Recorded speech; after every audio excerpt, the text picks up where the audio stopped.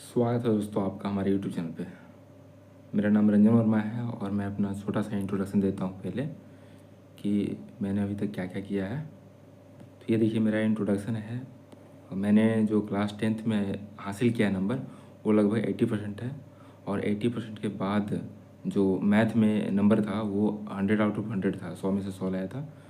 और 12वीं में मैंने 79% नंबर लाया है और ऑनर्स में गणित रखा था। उसके बाद डिप्लोमा मैंने 2019 से लेकर के 22 तक में कंप्लीट किया है, उसमें 81% नंबर था। और अभी तक मैंने जो जो एग्ज़ाम पास आउट किया है, निकाला है, क्रैक किया है, वो है पहला एग्ज़ाम था 2023 में टाटा स्टील का था। उसके बाद SSGT का भी मैंने एग्ज़ाम क्वालिफाई किया हुआ है। उसके बाद cell OCTT operator cum technician trainee, इसका भी एग्ज़ाम मैंने क्वालिफाई किया है। और अभी वर्तमान में पावर ग्रिड में जेई के रूप में कार्यरत हूँ। और जो जेई का वैकेंसी था 2024 वाला, उसको मैंने क्रैक किया हुआ है। तो चलिए मैं स्टार्ट करता हूँ इस लेक्चर को, सेशन को, क्योंकि ये सेशन काफ़ी लंबा होने वाला है। तो थोड़ा सा ध्यान रखिएगा क्योंकि इसमें जो क्वेश्चन का लेवल है वो मॉडरेट टू हाई है। मॉडरेट टू हाई क्यों है? क्योंकि बहुत लोगों का जो सिलेक्शन है उसी की वजह से रुक जाता है। इजी क्वेश्चन तो हर कोई कर जाता है, जो क्वेश्चन हार्ड होता है ना वही उनका लक डिसाइड कर देता है कि वो किस हालत में अपना जीवन व्यतीत करेंगे। तो चलिए आगे हम लोग बढ़ते हैं। तो हमारे पास जो पहला क्वेश्चन है ये है कि अर्थिंग इलेक्ट्रोड को किस गहराई पर दबाना होता है।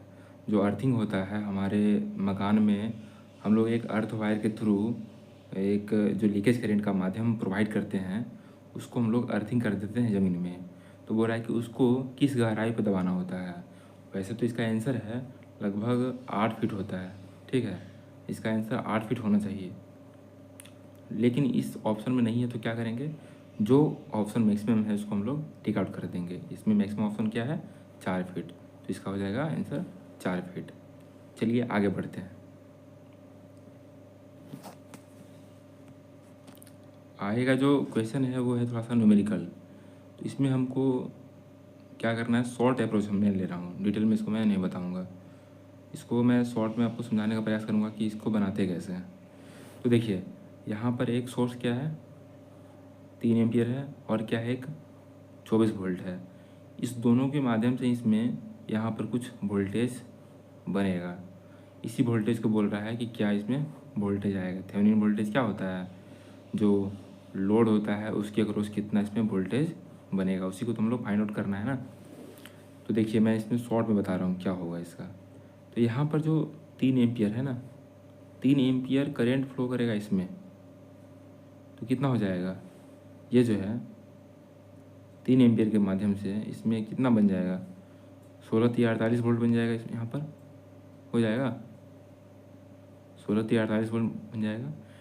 48 वोल्ट किस तरह से बनेगा, इसमें पोलरिटी किधर हो जाएगा, पहले प्लस में, तो यहाँ पर प्लस होगा, यहाँ पर माइनस होगा। यानी कि 16 वोल्ट के द्वारा यहाँ पर जो 16 ओम है उसके वजह से कितना हो जाएगा यहाँ पर एम्पियर, 3 एम्पियर 16 इंटू 3, यहाँ 48 बन जाएगा ना। तो यहाँ पर मेरा चुपचाप लिख देंगे कि 48 वोल्ट ड्रॉप होगा। इसमें प्लस इधर होगा और माइनस इधर होगा। लेकिन पूछ कितना रहा है, ए से बी की ओर ना, तो ए पर कितना यहाँ पर आ रहा है, मेरा माइनस आ रहा है, और इधर के डायरेक्शन में कितना आ रहा है, प्लस आ रहा है। तो जो भी होगा ना वो -48 के आसपास ही होगा। मेरे बातों को समझिए। अगर नहीं समझ में आ रहा है तो उतना लोड लेने का ज़रूरत नहीं है, क्योंकि यह हाई लेवल का सवाल है, वैसे पूछा गया है ये ITI में। तो इसमें कितना हो जाएगा, ये -49 और -49 दो जगह दिख रहा है, तो इसके आसपास आने की संभावना है। ये तो मेरा वोल्टेज हो गया। अब हम लोग थेवेनिन रेजिस्टेंस निकालने का प्रयास करते हैं।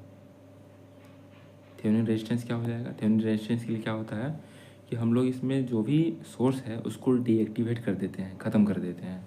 तो जो 3 एम्पियर है उसको हम लोग ख़त्म कर देंगे तो क्या हो जाएगा, यहाँ पर ओपन सर्किट बन जाएगा। 24 वोल्ट है उसको हम लोग ख़त्म कर देंगे तो क्या हो जाएगा, ये शॉर्ट सर्किट हो जाएगा। तो अब मेरा ओवरऑल ए और बी के बीच में रेजिस्टेंस क्या बनेगा, देखिए क्या बनेगा। यहाँ पर 16 ओम है, 10 ओम है फिर 10 ओम है, तो 10 कितना हो जाएगा, 10 और 10 20 हो जाएगा। ये हो जाएगा, देखिए यहाँ पर समझिएगा थोड़ा सा बढ़िया से, ये दोनों मिला करके 20 हो जाएगा, क्योंकि इधर वाला सर्किट से हमको कोई मतलब नहीं है, ख़त्म हो गया। तो 10 और 10 20 हो गया। तो ओवरऑल हम लोग इसको लिख सकते हैं कि ये 20 ओम है ना, 20 ओम है। और 20 ओम और 5 ओम दोनों क्या है, पैरेलल में है। तो इसका हम लोग कैसे निकालेंगे, 20 गुने 5 बटा में 20 प्लस 5 कितना हो जाएगा, 25 ऊपर में 100, यानी कि ओवरऑल इसका आंसर हो जाएगा 4 ओम। कितना दूर का, ये सिर्फ यहाँ की बात कर रहा हूँ मैं, इतनी दूर की, ठीक है, जिसमें से 10 ओम और 5 ओम कवर है। 16 ओम को अभी तक मैंने काउंट ही नहीं किया है।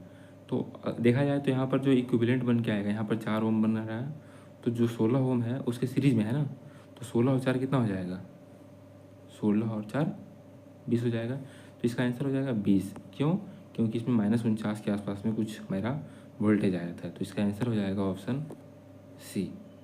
ठीक है, अब आगे बढ़ते हैं। यहाँ पर एलवीडीटी दिया हुआ है कि एलवीडीटी क्या है। तो एलवीडीटी क्या होता है ना, कि एक तरह का यह ट्रांसफार्मर है, ठीक है। इसमें क्या होता है कि दो प्राइमरी और सेकेंडरी दो इसमें कॉइल बने होते हैं, ठीक है। यहाँ पर से एक कॉइल बना हुआ रहेगा और यहाँ पर से एक कॉइल बना हुआ रहेगा, दोनों में वाइंडिंग रहेंगे, ठीक है। यहाँ पर वाइंडिंग रहेगा। और इसमें जो अंदर का मैग्नेट है या फिर इलेक्ट्रोमैग्नेट है, जो भी बोलिए, कोर है, तो कोर क्या होता है ना कि इसको हम लोग इधर से उधर मूव कराते हैं, आगे पीछे मूव कराते हैं। तो यही जो मूवमेंट है ना, लीनियर है, लीनियर मतलब रैखिक है। तो ये जो मूवमेंट है वही इसमें हम लोग फाइंड आउट करते हैं। इस मूवमेंट को हम लोग इलेक्ट्रिकल क्वांटिटी में कन्वर्ट करते हैं और कन्वर्ट करके हम लोग उसको मेजर कर लेते हैं। थोड़ा सा लैंग्वेज में इंग्लिश की ओर शिफ्ट हो रहा हूँ, क्योंकि मैंने सारा का सारा पढ़ाई इंग्लिश माध्यम से ही किया था। तो उसके लिए आप लोग टेंशन नहीं लीजिएगा, मैं हिंदी में भी इसको शिफ्ट करने का प्रयास कर रहा हूँ पूरा मेहनत से, ठीक है। तो इसमें क्या हो रहा है, लीनियर मूवमेंट हो रहा है ना, विस्थापन हो रहा है लीनियर। तो इसका आंसर हो जाएगा क्या, विस्थापन ट्रांसड्यूसर, इसका ये आंसर हो जाएगा। तो इसका आंसर कितना, ऑप्शन है, ठीक है।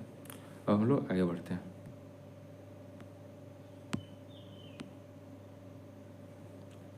ये जो सवाल है इसमें क्या बोल रहा है, एक संतुलित स्टार संयोजित प्रणाली में लाइन वोल्टेज उसके संबंधित फेज वोल्टेज से आगे होती है, कितना आगे होती है, सोचिए, विचारिए, बताइए। तो देखिए इसमें क्या होता है ना कि स्टार संयोजित है, तो इसमें जो लाइन करंट होगा और फेज करंट होगा वो दोनों सेम होगा। चेंज क्या होगा, तो चेंज इसमें वोल्टेज में होता है। किस तरह से चेंज होता है, तो इसमें देखिए RYB, इसको फेज के हिसाब से अपने हिसाब से लिख लीजिएगा। अगर ये R है, फिर ये Y है, फिर ये अगर B है, तो ये अगर वोल्टेज का मैंने लिया है तो इसका फेज वोल्टेज पता है कितना होता है, कुछ हल्का सा लेगिंग में आता है, हल्का सा लेगिंग यहाँ पर आएगा, इसका यहाँ पर आ जाएगा, इसका यहाँ आ जाएगा, इसका यहाँ आ जाएगा। और ये जो एंगल बनता है ना, एंगल वो होता है 30 डिग्री का, ये वाला एंगल, ये वाला एंगल, ये वाला एंगल, ये बनता है 30 डिग्री का। यानी कि इसमें जो लाइन वोल्टेज है वो आगे होता है फेज वोल्टेज से 30 डिग्री में। इसका आंसर ऑप्शन 1 हो जाएगा। अब हम लोग आगे बढ़ते हैं। यहाँ पर दिया हुआ है कि दो प्रेरक रूप से संयोजित कुंडलियों का स्वप्रेरकत्व L1 20 हेनरी और L2 320 हेनरी है, तो कुंडलियों के बीच अधिकतम संभव पारस्परिक प्रेरकत्व ज्ञात कीजिए। यहाँ पर हम लोग को M का वैल्यू पूछ रहा है कि M क्या होगा, ठीक है। तो M का फॉर्मूला क्या होता है, ये होता है M बराबर K into under root L1 into L2, यही होता है ना, ये फॉर्मूला होता है।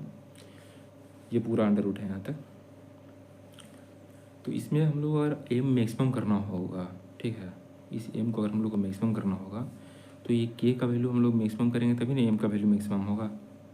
तो के का वैल्यू मैक्सिमम क्या हो सकता है, कपलिंग फैक्टर है, ये जो के है, के का वैल्यू मैक्सिमम कितना हो सकता है, तो ये हो सकता है 1, मैक्सिमम 1 हो सकता है। तो अब हम लोग यहाँ पर इसको 1 मान लेते हैं, ठीक है, के नहीं मानकर 1 मान लेते हैं। तो ये कितना हो जाएगा, ये हो जाएगा एम बराबर under root L1 into L2, यानी कि 20 गुने 320 कितना हो जाएगा, 32 गुना 64 पर 00, इसका हो जाएगा 80, ठीक है, यानी कि ऑप्शन फर्स्ट, इसका ये आंसर हो जाएगा, ऑप्शन फर्स्ट, ठीक है।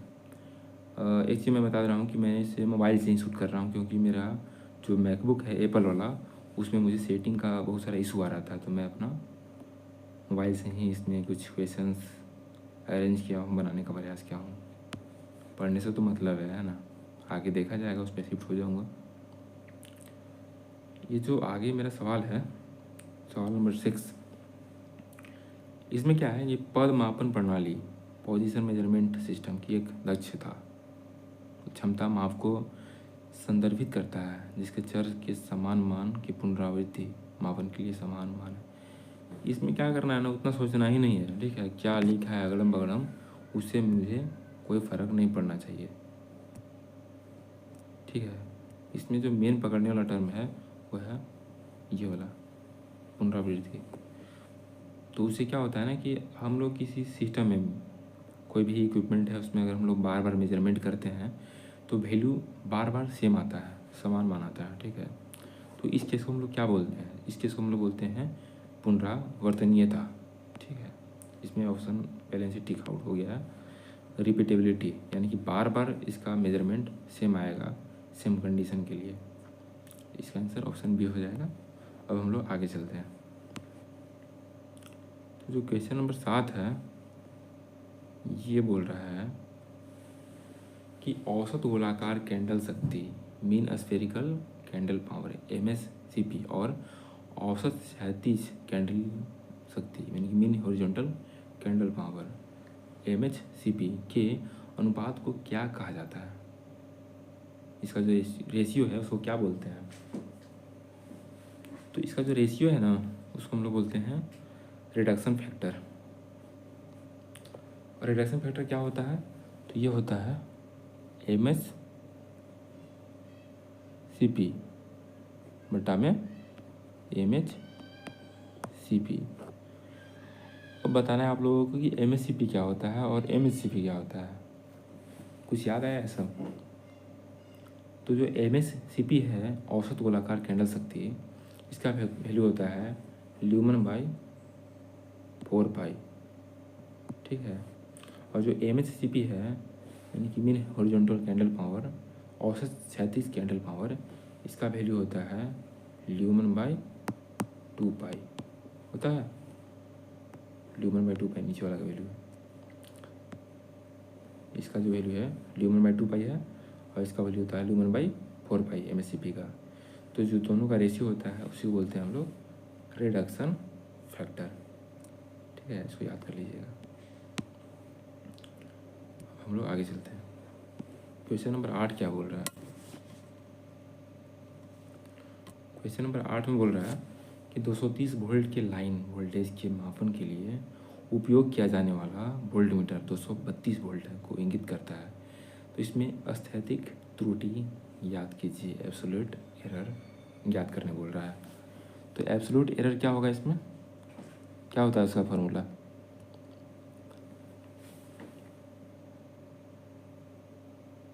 तो इसका जो फॉर्मूला हो जाएगा वो हो जाएगा ट्रू माइनस मेजर्ड, यानी कि जो सही में क्या है वो वाला, और जो हम लोग मेजर किए हैं वो क्या है। तो जो सही है वो क्या वैल्यू है, 230 वोल्ट का लाइन है, लाइन वोल्टेज है, ये बोल ही दिया है कि 230 वोल्ट का लाइन है, यानी कि एक्चुअल में सही में क्या है 230 वोल्ट है, ठीक है। और जो हम लोग मेजरमेंट करके लाए वो कितना हो गया 232 हो गया, यानी कि वास्तविक है मूल्य, ठीक है, ये वास्तविक वाला हो गया और ये हो गया मापन वाला, वास्तविक माइनस मापन यही होता है, इसे ट्रू माइनस मेथड बोलते हैं। तो इसका आंसर कितना हो जाएगा, -2 वोल्ट, ऑप्शन फर्स्ट। ठीक है, ये मापन यानी मेजरमेंट का सवाल है। अब हम लोग आगे बढ़ते हैं। कुछ लग रहा है कि एग्ज़ाम में यही सब क्वेश्चन गलत होता है आप लोगों का? होता है तो लाइक ठोकिए, और क्या।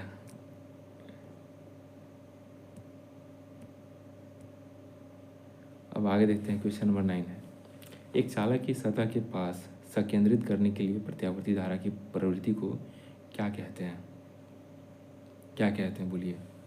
ये सवाल बोल रहा है ना कि कोई चालक है, ठीक है, उसमें हम लोग प्रत्यावर्ती धारा दे दिए हैं। मान लीजिए ये चालक है, ठीक है, इसमें हम लोग प्रत्यावर्ती धारा दे दिए हैं। तो बोल रहा है कि इसमें क्या हो रहा है ना कि चालक जो है, चालक की सतह पर, यानी कि यहाँ पर अंदर में नहीं जा कर के ये किनारे पर चल जा रहा है, यहाँ पर और यहाँ पर ऐसे ऐसे मूव कर रहा है, यानी कि किनारे किनारे पे प्रत्यावर्ती धारा पहुँच जा रहा है। इसके बीच में जबकि आना चाहिए था, नहीं हो पा रहा है बीच में, ये किनारे पे ही हो जा रहा है। तो इस इफेक्ट को बोलते हैं त्वक प्रभाव, स्किन इफेक्ट। इसको इंग्लिश से समझना ज़्यादा आसान है। स्किन मतलब क्या होता है, त्वचा, और त्वचा क्या होता है, किनारे पे होता है ना, कि अंदर में होता है त्वचा, बाहर में होता है त्वचा। तो यही है स्किन इफेक्ट, बाहर में जा रहा है। और ये हमेशा फ्रीक्वेंसी पे ही डिपेंड करता है। जो दिष्ट धारा होगा ना, उसमें यह बहुत कम होता है, ना कि बराबर होता है। प्रत्यावर्ती धारा में यह जो फ्रीक्वेंसी होता है उस पर डिपेंड करता है। इसलिए इसका आंसर हो जाएगा त्वक प्रभाव, स्किन इफेक्ट। अब हम लोग आगे बढ़ते हैं। तो क्वेश्चन नंबर 10 में क्या बोल रहा है,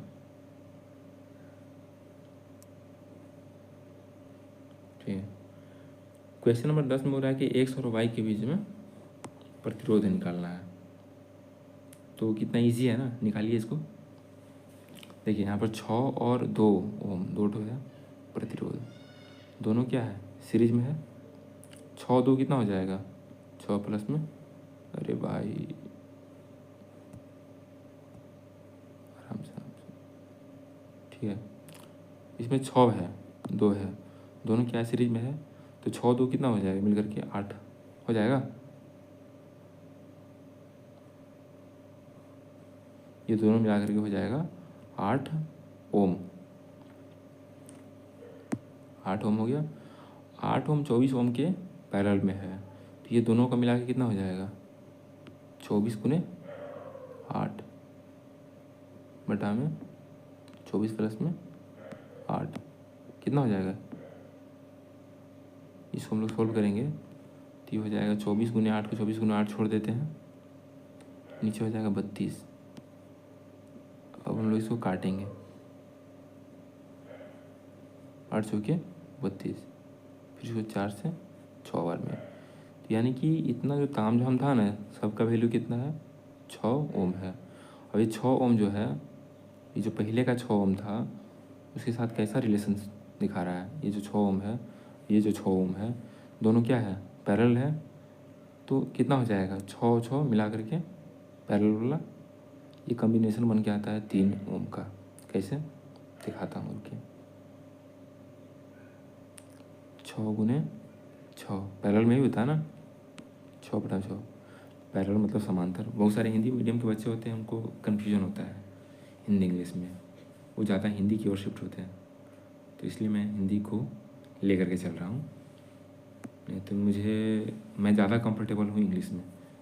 6 6 36 बटा में 6 6 12 कितना हो जाएगा, 36 बटा में 12, 12 तिहाई 36, 3 ओम। ठीक है, इसका आंसर हो जाएगा 3 ओम।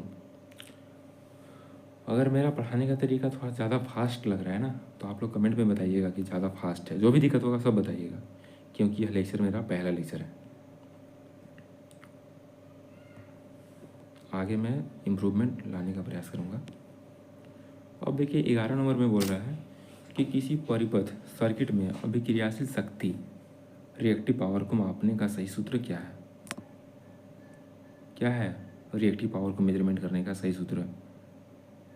तो आप लोग को देखने से मालूम चल रहा होगा कि ये कहीं कहीं देखा हुआ लग रहा है ना। ये जो है वी आई कोस फाई, ये देखा हुआ लग रहा है, ये है क्रियाशील शक्ति यानी कि एक्टिव पावर, ये वाला। और जो वी आई कोस फाई है ये वाला, उसके बाद जो वी आई साइन फाई है ये वाला। तो जो वी आई साइन फाई होता है वो होता है अभिक्रियाशील शक्ति, इसको बोलते हैं रिएक्टिव पावर। और जो वी आई होता है वी इंटू आई, वो होता है एपेरेंट, मतलब टोटल कुल। इसी से दो भाग में बढ़ता है, एक होता है वी आई कोस फाई, एक होता है वी आई साइन फाई, ठीक है। तो ये जो हो गया, ये हो गया एक्टिव, ये हो गया रिएक्टिव, ये हो गया क्रियाशील, ये हो गया अभिक्रियाशील, ठीक है। अब हम लोग आगे बढ़ते हैं। कहीं कहीं मेरे से भी मिस्टेक होता है हिंदी में, ठीक है, तो उस पर ज़्यादा जोर देने का ज़रूरत नहीं है। हम लोग को मेन क्या है, ये पढ़ना है, समझना है, सीखना है। हिंदी इंग्लिश गैस तेल लेना है, एग्ज़ाम निकालना है और सेटल हो जाना है। तो जो क्वेश्चन नंबर 12 है, 12 में क्या है, हो रहा है कि 3 फेज प्रेरण मोटर यानी कि 3 फेज इंडक्शन मोटर किसी सिद्धांत पर काम करता है। इसमें क्या होता है ना, 3 फेज में, 3 फेज में होता है कि यहाँ पर एक रोटर है और एक स्टेटर है। स्टेटर मतलब जिसमें हम लोग सप्लाई देते हैं, और रोटर क्या है, वो घूमता है। अच्छा, दोनों के बीच में आप लोग देखें कोई तार उर रहता है इसमें, यहाँ पर कोई तार वगैरह रहता है क्या, इसमें कोई तार रहता है, नहीं रहता है ना। फिर भी कैसे काम करता है, घूमता कैसे है, कुछ तो होता होगा ना इसमें। तो जहाँ भी कोई कनेक्शन नहीं रहेगा ना दोनों के बीच में, और वो उसमें मैग्नेटिक फील्ड आएगा, उसी को हम लोग बोलते हैं म्यूचुअल इंडक्शन। म्यूचुअल इंडक्शन पे काम करता है। ये मैग्नेटिक फील्ड बनाता है सप्लाई देने के बाद, मैग्नेटिक फील्ड बनाने के बाद ये मैग्नेटिक फील्ड इसे लिंक करता है इस रोटर से, इसी को बोलते हैं हम लोग म्यूचुअल इंडक्शन। ऑप्शन 3। आगे बढ़ते हैं। क्वेश्चन नंबर ये 13 है, ठीक है, ये 12 था, ये क्वेश्चन नंबर 13 है। मेरे से मिस्टेक हो गया था थोड़ा सा। अब हम लोग इसमें समझते हैं कि क्या पूछ रहा है और कैसे निकलेगा, ठीक है। तो परिपथ में धारा आई क्या होगा, इसका वैल्यू पूछ रहा है कि क्या होगा। और एक चीज़, हाँ, ठीक है। तो यहाँ पर दिया हुआ है 5 एम्पियर 10 वोल्ट, उल्टा साइड है, 10 वोल्ट क्या है, उल्टा साइड में है। 5 एम्पियर 10 वोल्ट, यहाँ पर भी नोडल वोल्टेज है। ये है 5 ओम का रेजिस्टेंस, इसमें करंट का वैल्यू पूछ रहा है, क्या होगा। चलिए निकालते हैं। तो सबसे पहले इसमें सोचिए कि क्या लगेगा, केवीएल लगेगा कि केसीएल लगेगा। केवीएल लग सकता है, केवीएल लग तो सकता है, लेकिन हम लोग लगाना है, नहीं लगाना, फालतू हो जाएगा। केसीएल लगाएंगे, नोडल वोल्टेज यहाँ पर दिया हुआ है, अभी मानने के लिए बोल रहा है। और केसीएल में क्या होता है ना कि अगर कहीं ब्रांच करंट पूछेगा, ये जो ब्रांच है, शाखा है, उसमें से करंट पूछ रहा है, तो हम लोग इजीली निकाल सकते हैं केसीएल के हेल्प से, केसीएल के हेल्प से, ठीक है। तो इसमें क्या हो जाएगा ना कि 10 वोल्ट माइनस भी कर लेंगे, इसका पहले निकालेंगे, कितना हो जाएगा 10 माइनस,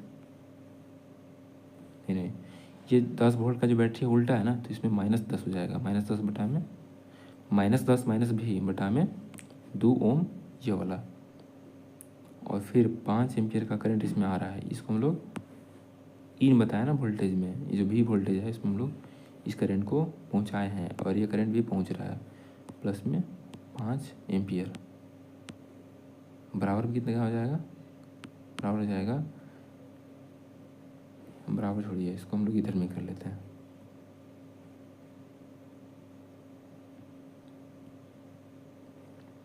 पूरा हट गया, कोई बात नहीं। देखिए ये कितना है, 10 वोल्ट है, तो ये हो जाएगा -10 माइनस भी बटा में 2, और ये जो करंट निकल रहा है ना, तो निकल रहा है, तो इसका कितना हो जाएगा माइनस भी। हम लोग इसमें मानते हैं कि करंट इसमें क्या हो रहा है कि जा ही रहा है, ठीक है, निकलने वाला छोड़ देते हैं, सभी को मानते हैं कि करंट यहाँ पर आ रहा है, ठीक है, तो ज़्यादा आसान होगा। तो इसमें कितना हो जाएगा, I 0 माइनस, यहाँ पर 0 मान लिया ना, तो 0 माइनस भी बटा में 5 और ये जो है +5 ये वाला करंट बराबर में 0। तीनों करंट आकर के जुड़ रहा है तो यहाँ पर ये बन रहा है कॉम्बिनेशन। तो इस तरह से कितना हो जाएगा, मैं जो इसको सॉल्व करता हूँ ना तो सभी का जो हर है उसको मैं सेम कर देता हूँ। इसमें 2 है, 5 है, नीचे इसमें कुछ नहीं है, तो सबका जो हर हो जाएगा वो हो जाएगा 10। ठीक है, 10 -10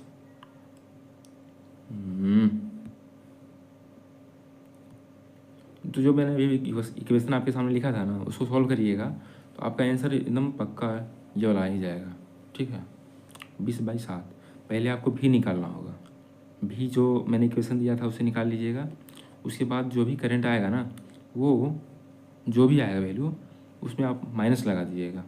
माइनस क्यों लगाइएगा, क्योंकि मैंने इस डायरेक्शन में करंट को माना था, तो जो करंट आएगा वो नीचे के डायरेक्शन में आ जाएगा। बनाना होगा तो बनाइएगा, नहीं तो छोड़ दीजिएगा। ठीक है, इसको फिर कभी देख लेंगे। 12 के बाद जो क्वेश्चन नंबर 13 है, 13 तो हो गया, 14 है। 14 में क्या है बोल रहा है कि निम्नलिखित में से कौन सी विधि कम प्रतिरोधों को मापने के लिए सबसे सटीक विधि है। कम प्रतिरोध को मापने के लिए कौन सा विधि सटीक है। इसमें पता है मेरा एक खतरनाक तरीका है, ट्रिक है, उसको देख लीजिए। आपका जितना भी रेजिस्टेंस मेजरमेंट वाला टॉपिक है ना वो स्वाहा हो जाएगा।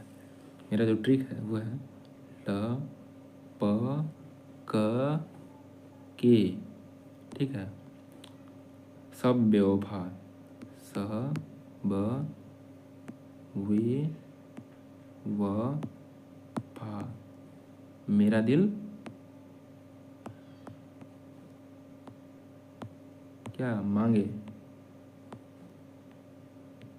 ठीक है, इसको लिख लीजिएगा, ल प क के सब व्यवहार मेरा दिल मांगे। इसमें क्या है ना कि ये जो ल है, ल मतलब लो रेजिस्टेंस, पी मतलब पोटेंशियल होता है ना पोटेंशियल वाला, के मतलब kelvin double bridge, kelvin bridge या केल्विन डबल ब्रिज, और के ये साइलेंट है। ठीक है, उस सब यहाँ से जो है ना पार्ट, ये वाला पार्ट बेवफा वाला, ये सारा है मीडियम वोल्टेज के लिए, ये था लो वोल्टेज के लिए, ये है मीडियम वोल्टेज के लिए, ये है हाई वोल्टेज के लिए।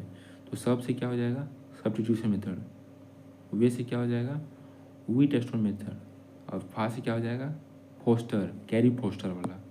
ठीक है, और यहाँ जो है ये है हाई वोल्टेज वाला, मेरा से क्या होगा मेगर, डी से क्या हो जाएगा डी को लिख सकते हैं डी, तो डी से होता है डायरेक्ट डिफ्लेक्शन, और एल लस हो जाता है लॉस ऑफ चार्ज मेथड। तो इसका यूज़ करके आप इसमें ऐसे क्वेश्चन को सही कर लीजिएगा। क्या बोल रहा है कि लो रेजिस्टेंस वाला को, तो लो रेजिस्टेंस का क्या हो जाएगा इसमें केल्विन डबल ब्रिज। ठीक है, इस तरह से आप इसको लिख लीजिए कहीं पर नोट्स में और याद कर लीजिएगा, आपका कभी सवाल गलत नहीं होगा, 1 नंबर पक्का। अब हम लोग आगे बढ़ते हैं 15 नंबर क्वेश्चन। तो 15 नंबर क्वेश्चन क्या है, ये है इल्यूमिनेशन में से, लाइट वाले चैप्टर में से है। तो ये बोल रहा है क्या कि कैंडेला प्रति वर्ग मीटर की इकाई है, ये किसकी इकाई है कैंडल पर मीटर स्क्वायर। तो देखिए इसमें हम लोग सभी ऑप्शन को थोड़ा सा छानबीन कर लेते हैं, क्या कौन क्या बोल रहा है। तो ज्योति तीव्रता, ज्योति तीव्रता क्या होता है, यह होता है किसी खास ठोस कोण में, यानी कि प्रति डिग्री ठोस कोण में जो ल्यूमिनस फ्लक्स जाता है ना, मान लीजिए यहाँ पर कोई लाइट का सोर्स है, यहाँ कोई लाइट का सोर्स है, वो किसी ठोस कोण में, या यहाँ पर इतना ठोस कोण है, इसमें जो लाइट जा रहा है ना जितना दूर में, उसी को हम लोग बोलते हैं, अगर एक स्टेरेडियन ठोस कोण रहेगा उसमें जितना भी लूमिनस फ्लक्स जाएगा ना, तो उसी को हम लोग बोल देंगे लूमिनस इंटेंसिटी। इसका यूनिट होता है कैंडेला, यानी कि ये ऑप्शन नहीं होगा। लूमिनस फ्लक्स भाई इसी पर तो पूरा जान है यार, ये नहीं है। ठीक है, इसी की हेल्प से सारा चीज़ डिसाइड होता है, लूमिनस फ्लक्स की हेल्प से। ये क्या है, तो प्रति इकाई डायरेक्शन में, ठीक है यूनिट डायरेक्शन में, मतलब कोई अगर लाइट का सोर्स है ना तो वो प्रति डायरेक्शन में जो लाइट का एनर्जी छोड़ता है तो उसी को बोलते हैं ल्यूमिनस फ्लक्स। इसका यूनिट होता है ल्यूमन। और उसके बाद जो प्रतिदीप्ति है इल्यूमिनेंस, इल्यूमिनेंस से ज़्यादा बेहतर होगा बोलना कि इल्यूमिनेशन।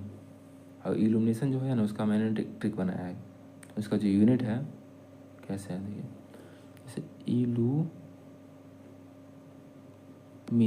ठीक है। तो यहाँ पर जो ILU आया ना, ILU मतलब जानते ही होंगे क्या होता है, उतने भोले वाले तो नहीं होंगे आप लोग। तो ये जो LU है ना, LU का यहाँ पर जो इसको काट लीजिएगा, इससे हो जाता है LUX लक्स। तो जहाँ भी इल्यूमिनेशन बोलेगा ना तो उसका यूनिट हो जाएगा लक्स। क्या इसमें लक्स के बारे में पूछ रहा, नहीं पूछ रहा, बच गया कौन सा ऑप्शन, ज्योति मर्यादा लुमिनेंस। तो कैंडल पर मीटर स्क्वायर का यूनिट हो जाएगा, किसका यूनिट है ये, तो ये है ज्योति मर्यादा, ज्योति मर्यादा यानी कि लुमिनेंस का यूनिट है, ऑप्शन 4, ठीक है। अब हम लोग आगे बढ़ते हैं। तो जो क्वेश्चन नंबर 16 है, 16 क्या बोल रहा है,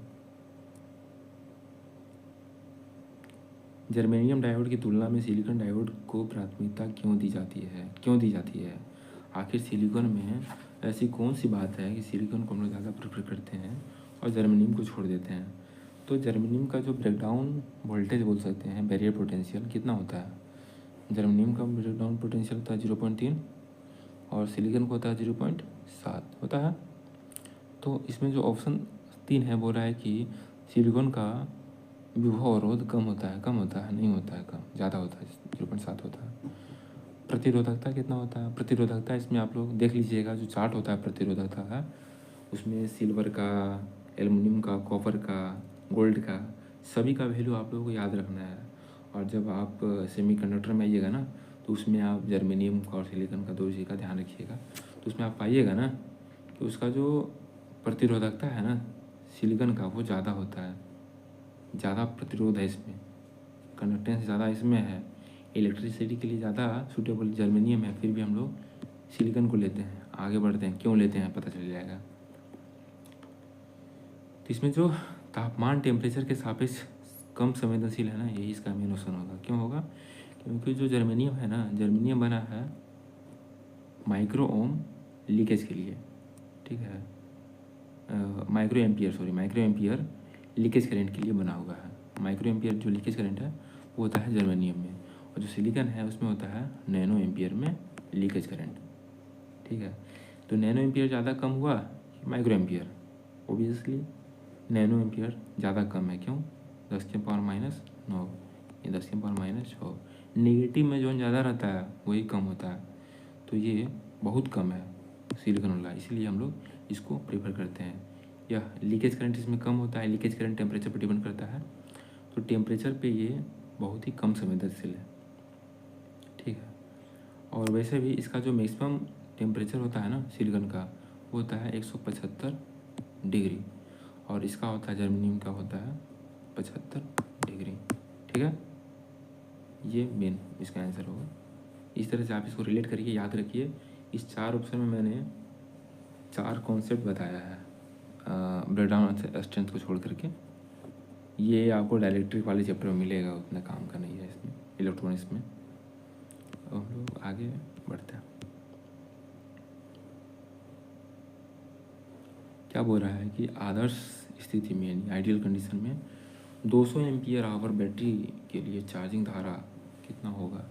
तो जो चार्जिंग करंट होता है ना उसका वैल्यू होता है, एक फार्मूला होता है चार्जिंग करंट का, जो IC है ना, IC है, उसका जो फार्मूला है ना वो होता है जो बैटरी का कैपेसिटी है वो बटा में 10 है, तो है बस फार्मूला है। तो चार्जिंग कैपेसिटी कितना है, बैटरी का जो कैपेसिटी है वो कितना है, बैटरी का कैपेसिटी है 200, नीचे कितना है 10, 200/10 कितना 20, इसका आंसर हो जाएगा 20 एम्पियर। आगे बढ़ते हैं 18 में।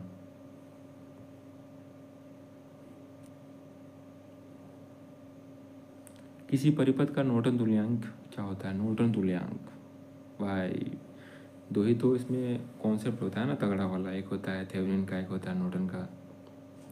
तो जो नॉर्टन तुल्यांक है वो बोलता है क्या कि एक आइडियल करेंट सोर्स होगा और उसके पैरेलल में अनंत प्रतिरोध का एक प्रतिरोध होगा, ये बोलता है ना वो, पैरेलल में यानी समांतर में। तो ये करंट सोर्स हम लोग बना दिए। पहले एक सर्किट बनाते हैं, बन गया सर्किट, इसमें यहाँ पर एक करंट सोर्स रहेगा, ठीक है, करंट सोर्स बन गया और उसके पैरेलल में एक बनेगा इनफाइनाइट रेजिस्टेंस का एक प्रतिरोध, यही हो गया नॉर्टन तुल्यांक। इसमें से कौन सा ऑप्शन मैच कर रहा है? समांतर में प्रतिरोध के साथ एक स्थिर धारा स्रोत, ऑप्शन ये तो सही बोल रहा है, साथ स्थिर वोल्टेज सोर्स, समांतर में चालकता वालकता कुछ नहीं होता है, तो ये इसका ऑप्शन हो जाएगा फर्स्ट, ठीक है। बाकी सब ऑप्शन गलत है, चेक कर लीजिए। आगे बढ़ते हैं 18 के बाद 19 है। इसको मैं समझाऊंगा आज आपको बढ़िया से। ये दो तरह का होता है, एक मोटर का एक जनरेटर का, दोनों सवाल आदमी का धुआं निकाल देता है। तो ये जो सवाल है ना, ये बोल रहा है क्या कि यदि एक डीसी मोटर पर प्रयुक्त वोल्टेज, अप्लाइड वोल्टेज 220 वोल्ट है तो विकसित अधिकतम शक्ति, मैक्सिमम पावर डेवलप्ड के लिए विरोधी ईएमएफ क्या होगा, बैक ईएमएफ क्या होगा। तो जब भी मोटर में बोले ना, तो मोटर में बैक ईएमएफ हमेशा सप्लाई वोल्टेज से कम होता है, ठीक है। क्यों कम होगा? क्योंकि हम लोग किसी मोटर में, मान लीजिए मोटर, ठीक है, इसमें हम लोग सप्लाई वोल्टेज दिए, तो इसमें सप्लाई आया, ठीक है, सप्लाई आया हो गया, बीच में यहाँ लॉसेस भी तो हुआ ना, तो जितना हम लोग सप्लाई दिए, मान लीजिए 220 वोल्ट हम लोग सप्लाई इसमें दिए, ये बहुत दिक्कत करता है यार।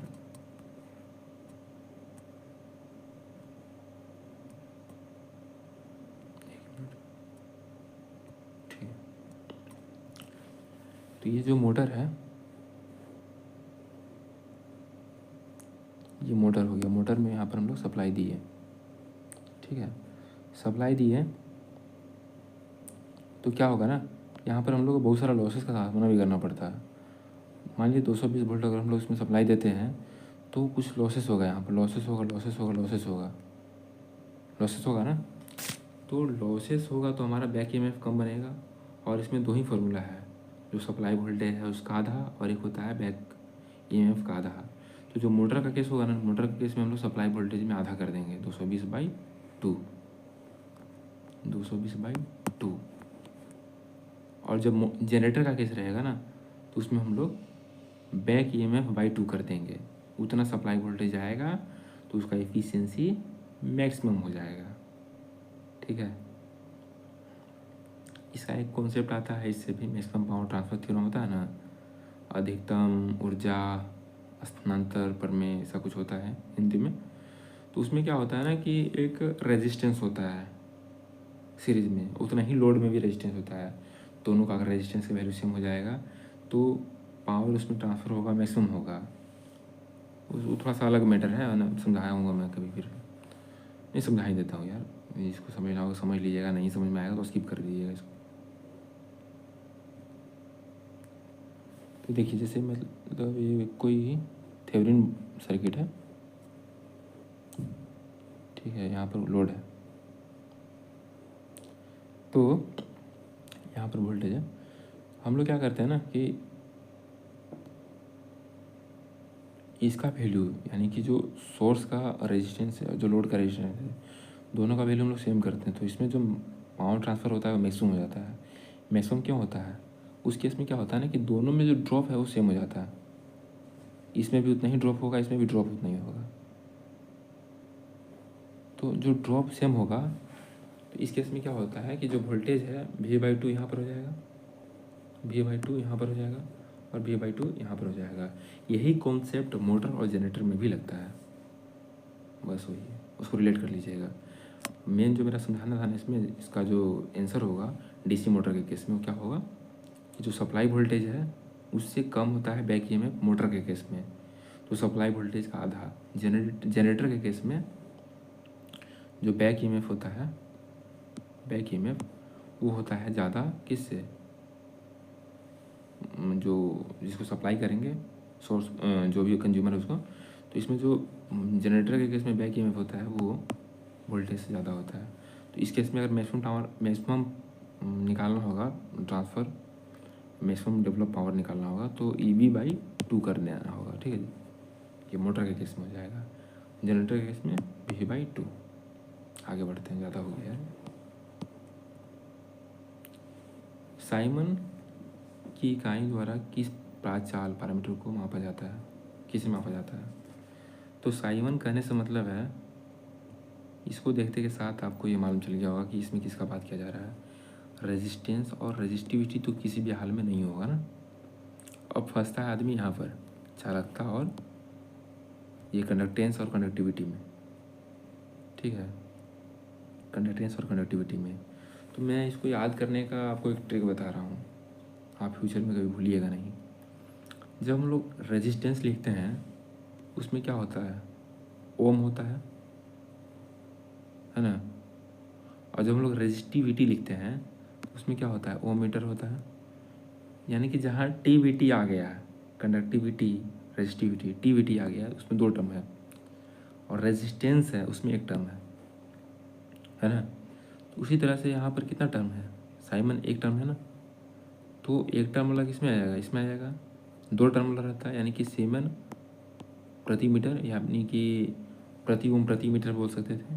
तो 2 टर्म आता है उसमें, तो वो हो जाता कंडक्टिविटी का। लेकिन इसमें सिर्फ 1 टर्म है, तो यह है चालकता का, ठीक है, उसको याद कर लीजिएगा।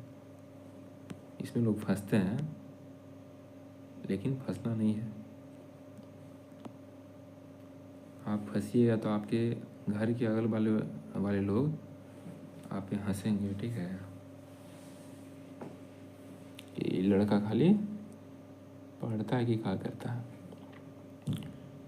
तो इसमें क्वेश्चन नंबर 21 में बोल रहा है कि 2 ओम प्रतिरोध के माध्यम से प्रवाहित धारा करंट I क्या है ना। इसमें बोल रहा है कि इसमें कितना एम्पियर करंट जाएगा। 36 एम्पियर का एक करंट सोर्स है, 36 एम्पियर का करंट सोर्स है, तो इसमें कितना करंट जाएगा। तो इसका एक फॉर्मूला होता है, याद है ना। इसमें क्या हो जाएगा ना कि अगर हमको इसमें निकालना है I1, अगर हमको इसमें निकालना है ना, तो इसका रेजिस्टेंस को हम लोग ऊपर में रखेंगे। टोटल कितना है, 36 है, multiply by 1 ohm divide by 2 ohm plus में 1 ओम, जिसमें हम लोग को करंट निकालना होगा 2 ओम में। तो उसके बगल वाले प्रतिरोध को हम लोग पहले लिखते हैं इसमें। और हम लोग को 1 ओम में निकालना होता तो हम लोग 2 ओम को यहाँ पर पहले रखते हैं। लेकिन पूछा क्या है कि 2 ओम में क्या होगा, तो हम लोग 1 ओम को यहाँ पर ऊपर में रख दिए। इसका हम लोग सोल्यूशन करेंगे, कितना हो जाएगा, 12 तिहाई 36, 2 1 3 हो जाएगा ना, यहाँ पर 2 1 3, तो ये काटेंगे 12 तिहाई 36 हो जाएगा। तो इसका आंसर हो जाएगा 12 एम्पियर। और ये A से B की ओर जाएगा, ठीक है, ऑप्शन फर्स्ट। आगे बढ़ते हैं।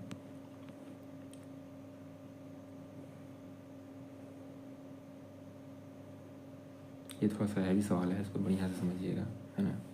ज़्यादा टफ नहीं है, इम्पॉसिबल नहीं है समझना, समझ सकते हैं आप, थोड़ा सा ध्यान दीजिएगा इसको। वो रहा है कि उस प्रत्यावर्ती यानी कि अल्टरनेटर का तुल्यकालिक प्रतिघात सिंक्रोनस रिएक्टेंस ज्ञात करें जिसमें दी गई क्षेत्र धारा फील्ड करंट लघुपथ शॉर्ट सर्किट पर 200 एम्पियर की आर्मेचर धारा आर्मेचर करंट और खुले परिपथ पर 50 वोल्ट की जनित EMF उत्पन्न करती है। आर्मेचर प्रतिरोध 0.1 ओम है। तो इसमें क्या क्या दिया है, इसमें दिया हुआ है R का वैल्यू, ठीक है, R का वैल्यू 0.1 है। और दिया हुआ है इसमें V ओपन का दिया हुआ है 50, इसमें I शॉर्ट का दिया हुआ है 200, ठीक है। तो इसमें हम लोग Z का निकाल सकते हैं, सिंक्रोनस इम्पीडेंस, तुल्यकालिक प्रतिबाधा या प्रतिघात ऐसे कुछ बोलते हैं, प्रतिबाधा, ठीक है। उसको जो जेड होता है ना, जेड निकलेगा उसको हम लोग बोलेंगे प्रतिबाधा, तुल्यकालिक प्रतिबाधा बोलेंगे। तो तुल्यकालिक प्रतिबाधा क्या होगा, ये हो जाएगा open voltage bye short circuit current. तो भी नोड कितना हो जाएगा, या भी आउटपुट मतलब भी ओपन 50 हो जाएगा, 50/200, इसका वैल्यू हो जाएगा 1/4। यानी कि ये जो है ना,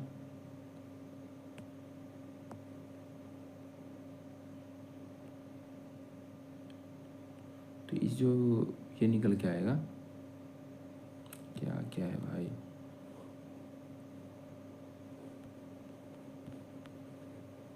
छोड़ा। तो ये जो जेड एस का वैल्यू आएगा ना, जेड एस का वैल्यू कितना हो जाएगा, 0.25 हो जाएगा। क्यों हो जाएगा, 1/4 का हो जाएगा ना 0.25।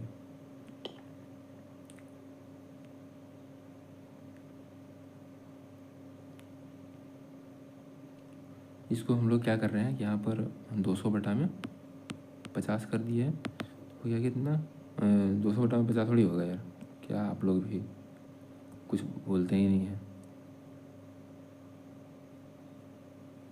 ये हो जाएगा 50/200, ये हो जाएगा 1/4, तो इसका हो जाएगा 0.25 हो जाएगा। यानी जेड एस का वैल्यू कितना आ गया, 0.25 आ गया है, ठीक है। अब इसको हम लोग काटते हैं, 1 मिनट। तो ये जो जेड एस था ना, इसका वैल्यू कितना आ गया, 0.25 आ गया है, 0.25 आ गया है। और जो आर था उसका वैल्यू कितना है, दिया हुआ है 0.1 ओम। तो इसमें हम लोग एक्स का वैल्यू निकाल लेंगे। एक्स का क्या हो जाएगा बताइए, √ZS माइनस आर दोनों स्क्वायर में, ये हो जाएगा। यहाँ पर हम लोग वैल्यू रख देंगे इसका 0.25 का, और यहाँ पर रख देंगे 0.1 का। तो इसका आंसर 0.23 हो जाएगा। क्यों हो जाएगा, सोच के देखिए, ये वैल्यू कहाँ है और ये वैल्यू कहाँ है, दोनों के बीच का जो डिफरेंस है काफ़ी कम है। तो इस हिसाब से आप लोगों को अनुमान लगाना आना चाहिए कि इसका जो एक्स का वैल्यू आएगा ना, वो 0.25 के नियरेस्ट होगा। तो यही है इसका आंसर, ऑप्शन 3, 0.23। आगे बढ़ते हैं।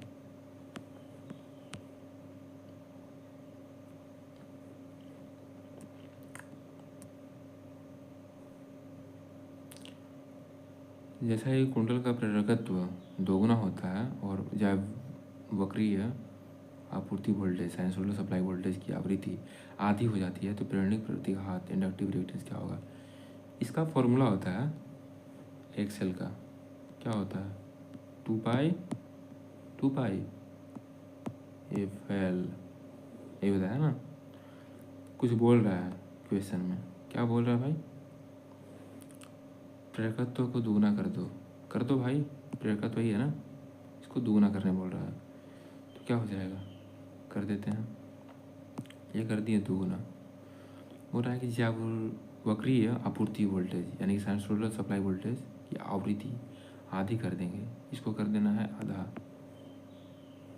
एफ को कर देना है आधा, तो प्रेरणिक प्रतिघात क्या हो जाएगा भाई, इसको तुम दुगुना किया था, इसको एल को दुगुना कर दिया था, एफ को आधा कर दिया है, दोनों मल्टीप्लाई होगा, 1/2 कर दिए, एक को 1 कर दिए 2, तो दोनों हो जाएगा कट के हो जाएगा यूनिट 1 मतलब वही सेम, मूल्य क्या हो जाएगा बराबर, ऑप्शन 4 आंसर।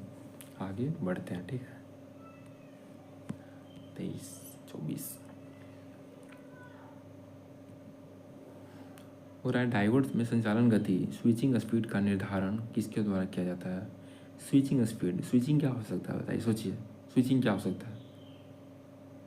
स्विचिंग का मतलब होता है ऑन ऑफ करना, होता है ना, ऑन ऑफ करना।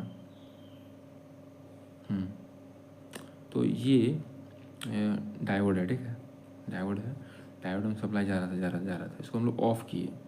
ऑफ़ करने के बाद तुरंत ऑफ नहीं होता है, जैसे हम लोग ब्रेक लगाते हैं गाड़ी में, अचानक से कुछ आगे बढ़ता है ना, उसी तरह से इसमें जो चार्ज है, करंट है, वो फॉरवर्ड तो जाता ही जाता है, उसको हम जब रोकने का प्रयास करते हैं ना, तो हल्का सा रिवर्स में जाके फिर वापस आके फिर रुकता है 0 पे।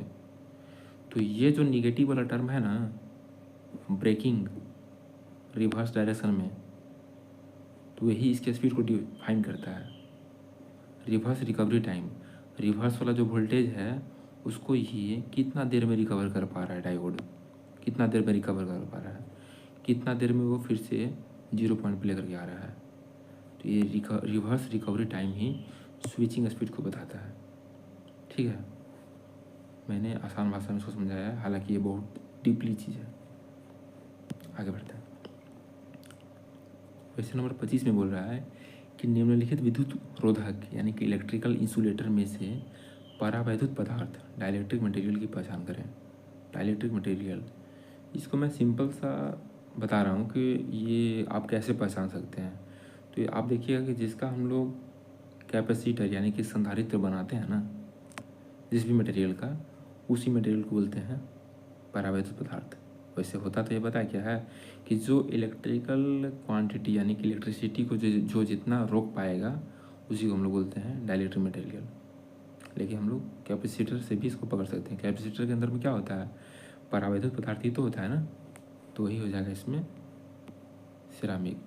कोई मान लीजिए कैपेसिटर है, कभी देखे हैं कि इसके अंदर में लकड़ी भरा हुआ है, अंदर में लकड़ी भरा हुआ है, देखे हैं? नहीं। ट्रांसफार्मर का तेल भरा हुआ देखे हैं? नहीं। रबड़? नहीं। सिरामिक होता है, और सिरामिक एक पतला सा कैपेसिटर होता है, कुछ इस तरह से दिखता है। ठीक है, मसूर का दाल की तरह दिखे, मसूर का दाल होता है ना मसूरी का, उसकी तरह दिखता है ये। मसूर की दाल ब्लू थोड़ी होता है, ये होता है लाल रंग का, ऐसा कुछ होता है, लाल भी नहीं होता है, पीला होता है ऐसा। तो इसमें सिरामिक इसका आंसर हो जाएगा। आगे बढ़ते हैं।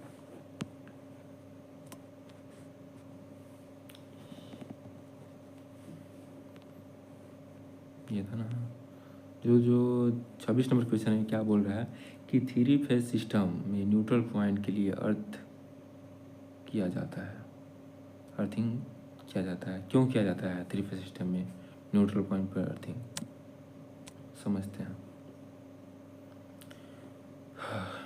तो मान लीजिए ये कोई न्यूट्रल पॉइंट है, सप्लाई इसमें आया या गया मान लेते हैं, सप्लाई जा रहा है, आर फेज, वाई फेज, ये है B phase, R Y B, तीन वो है, जैसे भी हो सकता है, R Y B, R B Y. तो इसमें जो न्यूट्रल पॉइंट है ना, वो क्या काम करता है इसमें देखिए कि मान लीजिए कहीं पर ये शॉर्ट कर रहा है, आगे चल करके, मतलब किसी का घर में जा करके आर फेज गया हुआ है, वो शॉर्ट कर रहा है। तो तीनों में क्या होता है ना कि एक समान सप्लाई जाता है, इसमें भी समान सप्लाई, इसमें भी समान सप्लाई, और ग्राउंड हो जाता है। ये शॉर्ट करता है ना, जब भी अगर आर फेज मान लीजिए शॉर्ट कर रहा है तो इसमें कुछ ज़्यादा करंट जाएगा, ज़्यादा करंट जाएगा, तो इसमें क्या होगा, कम करंट जाएगा, इसमें क्या होगा, कम करंट जाएगा। तो ये पूरा का पूरा सिस्टम क्या हो जाता है ना कि इसमें अनबैलेंस हो जाता है, अनबैलेंस सिस्टम डेवलप हो जाता है। तो उस स्थिति में क्या होता है ना कि बैलेंस करने के लिए यहाँ पर एक न्यूट्रल पॉइंट होता है, उसको हम लोग ग्राउंड कर देते हैं, और इस तरह से यह सिस्टम को प्रोटेक्ट कर देता है। और क्या होता है ना कि मान लीजिए इसमें कहीं पर लाइटनिंग स्ट्रोक आ गया, ये जो सिस्टम है ऊपर से बिजली गिर गया इस पर, आर वाई बी, बिजली गिर गया इस पर, ठीक है। तो बिजली गिर गया तो क्या हो जाएगा, पूरा का पूरा सिस्टम ख़राब हो जाएगा ना हमारा। और हम लोग व्यवस्था नहीं करके रखेंगे तो इसमें जो बिजली गिरेगा पूरा का पूरा इसमें जा कर के ये सिस्टम जो ज़्यादा अमाउंट का करंट रहेगा ये इधर चल जाएगा, ये इधर चल जाएगा, तो पूरा का पूरा सिस्टम ख़राब हो जाएगा। तो अगर हम लोग इसमें ग्राउंडिंग दे देंगे, यहाँ पर ग्राउंडिंग दे देंगे, क्या होगा कि जा कर के इसको ग्राउंड ज़मीन में मिला देगा, ज़मीन में मिला देगा तो काम ख़त्म हो जाएगा। तो ये क्या किया, सिस्टम को प्रोटेक्ट किया ना। उसी तरह से क्या होता है कि अर्थ किया जाता है, फॉल्ट होने पर विद्युत उपकरण को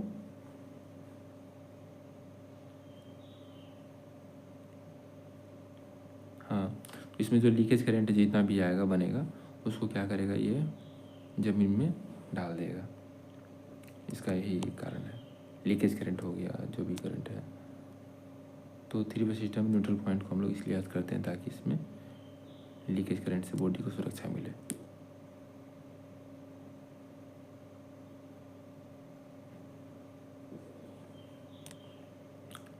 एक मिनट, इसका मैं आंसर आपको कमेंट बॉक्स में दे दूंगा, ठीक है, क्योंकि मुझे डाउट लग रहा है ऑप्शन 3 पे। क्यों? क्योंकि जब फॉल्ट होता है तो यही तो बचाता है। फॉल्ट होने पर भी सिस्टम में यही बचाता है हमें, न्यूट्रल पॉइंट ही बचाता है। मान लीजिए इसमें ओवर करंट आ गया ना, इसमें अगर ओवर करंट आ गया, इसमें ओवर करंट आ गया, इसमें ओवर करंट आ गया, ये न्यूट्रल पॉइंट ही इसको बचाता है। तो इसका आंसर मैं अपने कमेंट बॉक्स में दे दूंगा 26 नंबर का। ऐसे इसका आंसर ऑप्शन 2 और 3 दोनों सही है।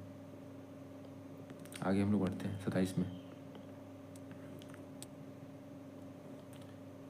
27 में बोल रहा है कि प्रेरण मोटर इंडक्शन मोटर का अधिकतम बलागुण किसके अनुसार परिवर्तित होता है। तो जो इंडक्शन मोटर है उसका बलागुण क्या होता है, टॉर्क मैक्सिमम का। याद है फार्मूला, जो होता है कुछ इस तरह से, बाई 2x m, ये होता है ना। याद आया? याद नहीं आया ना तो इसका स्क्रीनशॉट ले लीजिए, समझे। इसका आप लोग स्क्रीनशॉट ले लीजिए, बहुत काम देगा। तो इसमें जो प्रयुक्त वोल्टता है उसके किस आधार पे ये काम कर रहा है, देखिए। तो ये जो है भाई सब ऐसे ही हो जाएगा। तो ये जो प्रयुक्त वोल्टता है उसके किस आधार पे ये वेरी कर रहा है मैक्सिमम टॉर्क। तो इसका जो स्क्वायर है उसी पे वेरी कर रहा है ना, तो ये स्क्वायर के हिसाब से वेरी करता है। तो ऑप्शन 2 इसका आंसर हो जाएगा। ऑप्शन 2 नहीं है, मतलब जो स्क्वायर है ना, पावर में 2 बोल रहा था, पावर 2 पे वेरी करेगा, प्रयुक्त वोल्टता के वर्ग पे। ऑप्शन 3 हो जाएगा इसका आंसर। आगे बढ़ते हैं। लग रहा है अब ज़्यादा हो गया सवाल ना, इसलिए कुछ लैगिंग हो रहा है। पश्चिगामी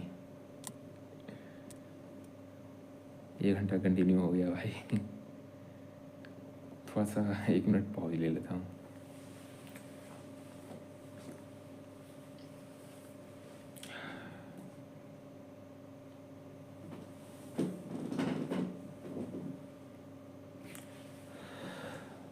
चलिए जल्दी ख़त्म करते हैं, और 20 सवाल है इसमें। ये बोल रहा है कि 28 नंबर में एक 2 किलोवाट जल तापक वाटर हीटर प्रतिदिन 8 घंटे प्रचालित होता है।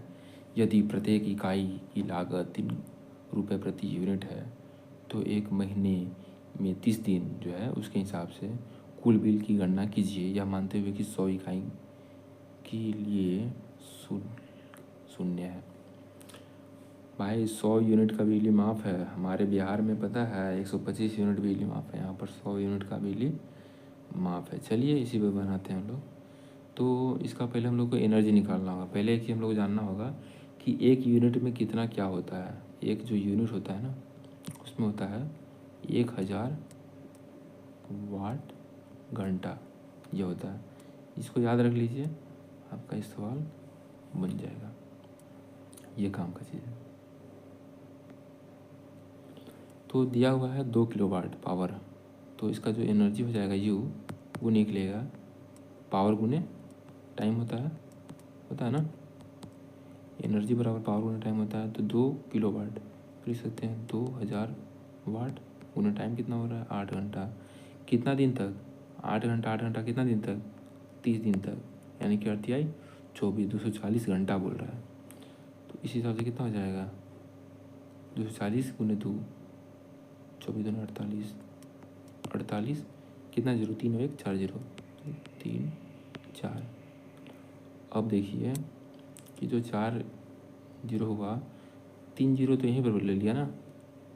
1000 वाट घंटा का मतलब हो गया 1 यूनिट। तो ये जो 3 0 है, 3 0 को हम लोग लिख सकते हैं कि 1 यूनिट हो गया, यानी कि टोटल कितना हो गया 480 यूनिट हो गया, ठीक है। लेकिन बोल क्या रहा था इसमें 100 यूनिट माफ़ है, तो 100 यूनिट इसमें कम कर देंगे, कितना बच गया 380 यूनिट। अब 1 यूनिट का दाम कितना है 3 रुपया, तो 380 यूनिट का दाम कितना हो जाएगा गुने 3, कितना हो जाएगा 0 अड़ते 24 9 2 11, 1140 हो जाएगा। इसका आंसर ऑप्शन ए, और 1140। आगे बढ़ते हैं। 29 नंबर क्वेश्चन है, क्या बोल रहा है एक 3 फेज 3 फेज 4 ध्रुवीय 4 पोल 50 हर्ट्ज प्रेरण मोटर 1160 आरपीएम पर गति करती है। इसके घूर्णन क्षेत्र, रोटेटिंग मैग्नेटिक फील्ड की गति और रोटर धारा करंट की आवृत्ति ज्ञात कीजिए।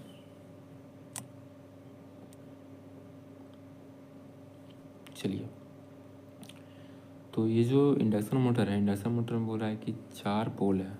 हाँ, तो इसका पहले हम लोग सिंक्रोनस स्पीड निकालेंगे। सिंक्रोनस स्पीड मतलब तुल्यकालिक चाल बोलते हैं। क्या बोलते हैं आप लोग? तुल्यकालिक चाल। तो उसी को हम लोग निकालेंगे, एन एस। इसका फॉर्मूला होता है एन एस बराबर 120 F/P। कितना हो जाएगा? इसको याद रख लीजिए, ठीक है। जब भी 4 पोल पे रहेगा ना 50 हर्ट्ज पे, तो इसका आंसर आता है 1500 आरपीएम। यही अगर 6 पोल होता है, 6 पोल होता तो कितना हो जाता? इसका 6 पोल पे हो जाता है 1000 आरपीएम। 2 पोल पे कितना होता है? 3000 आरपीएम। 2 पोल पे होता है 3000 आरपीएम और 4 पोल पे होता है 1500 आरपीएम। 6 पोल पे होता है, 6 पोल पे हो जाता है 1000 आरपीएम। तो इसका आंसर कितना? आंसर नहीं, इसका जो सिंक्रोनस स्पीड है एन एस, वो कितना हो जाएगा? तो सिंक्रोनस स्पीड हो जा रहा है 1500 आरपीएम। तो किसी भी इंडक्शन मोटर में क्या होता है ना कि जो सिंक्रोनस स्पीड होता है मैग्नेटिक फील्ड का, जैसे रोटर है, ये रोटर है और ये स्टेटर है, तो जो मैग्नेटिक फील्ड इसका होगा ना, मैग्नेटिक फील्ड दोनों का सेम होता है, रोटर का और स्टेटर का। क्या बोल रहा है? रोटेटिंग मैग्नेटिक फील्ड बोल रहा है ना। रोटेटिंग मैग्नेटिक फील्ड, घूर्णन क्षेत्र क्या होगा? Rotating magnetic field. तो जो रोटेटिंग मैग्नेटिक फील्ड होता है वो सिंक्रोनस स्पीड ही होता है। वो कितना हो जाएगा? 1500 आरपीएम। और इसमें बोला है कि रोटर जो है उसका, रोटर करंट, उसका फ्रीक्वेंसी क्या होगा? रोटर करंट का यानी कि रोटर का जो फ्रीक्वेंसी है वो क्या होगा? तो रोटर मूव कितना पे कर रहा है, घूम कितना पे रहा है? तो रोटर घूम रहा है 1460 आरपीएम पे, यानी कि एन आर कितना है? 1460 है। इसमें हम लोग स्लिप निकाल लेंगे। स्लिप से ही पता चलेगा। स्लिप मतलब होता है फिसलन, यानी कि जो रोटर घूम रहा है और स्टेटर को घुमा रहा है, दोनों के बीच में फिसलन कितना है, कितना पे वो फिसल रहा है, वही स्लिप हो गया। तो स्लिप हम लोग निकाल लेंगे। स्लिप एक तरफ से दक्षता भी बताता है, इफिशियंसी बताता है। ये हो जाता है एस बराबर N S minus N R by N S. कितना हो जाएगा? ऊपर में 40 बटा में नीचे 1500।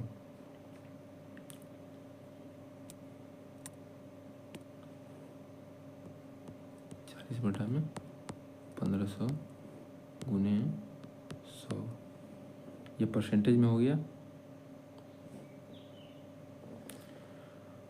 ये जो स्लिप आया है ना, अब इसमें हम लोग क्या करेंगे ना, अगर परसेंटेज में नहीं निकालना होगा, डायरेक्ट ही निकाल देते हैं। पहले स्लिप निकालते हैं। स्लिप कितना हो जाएगा? 40 बटा में 1500। और जो रोटर का क्या हो जाता है यार, ये जो रोटर का स्लिप है,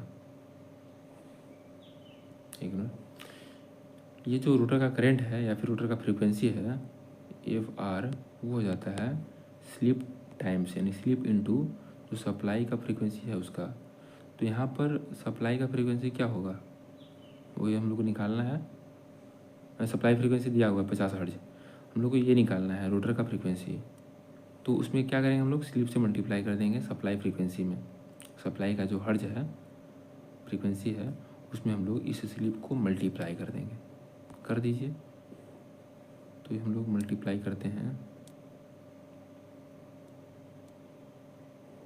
मल्टीप्लाई करेंगे तो कितना हो जाएगा? 50 हर्ज। तो काट दीजिए। काटने के बाद कितना आएगा? कुछ किया करिए आप लोग भी, आप लोग काटते ही नहीं हैं। कट गया पूरा।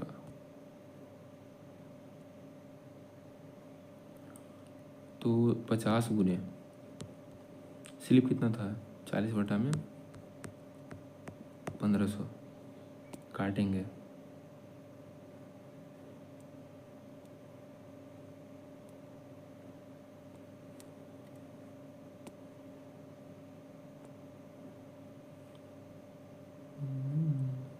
मिस्टेक हो जा रहा है यार, ये सिस्टम हैंग कर रहा है, पता नहीं क्या हो रहा है। 50 क्या है, सप्लाई का फ्रीक्वेंसी है, उसमें हम लोग स्लीप से मल्टीप्लाई कर रहे हैं, तो ये हो जाएगा 1500 माइनस 1460 कितना हो जाएगा, 40 बटा में 1500, 50 से खत्म, 5 से 5 से 15, 30 बार में 1 0 से 0 खत्म, और 4 बटा में 3, यानी कि 1.33। तो जो हमारा रोटेटिंग मैग्नेटिक फील्ड था वो तो 1500 RPM था। अब हमारा जो फ्रीक्वेंसी आ रहा है 1.33 आ रहा है, ये यानी कि ऑप्शन इसमें 4। इसको शॉर्ट में समझिए मैंने क्या किया है। इसमें पहले बोल रहा था कि रोटेटिंग मैग्नेटिक फील्ड क्या होगा, तो रोटेटिंग मैग्नेटिक फील्ड यानी कि सिंक्रोनस स्पीड पे जो स्पीड होता है उसी को हम लोग बोलते हैं रोटेटिंग मैग्नेटिक फील्ड, तो हो जाता है इसमें 1500 RPM।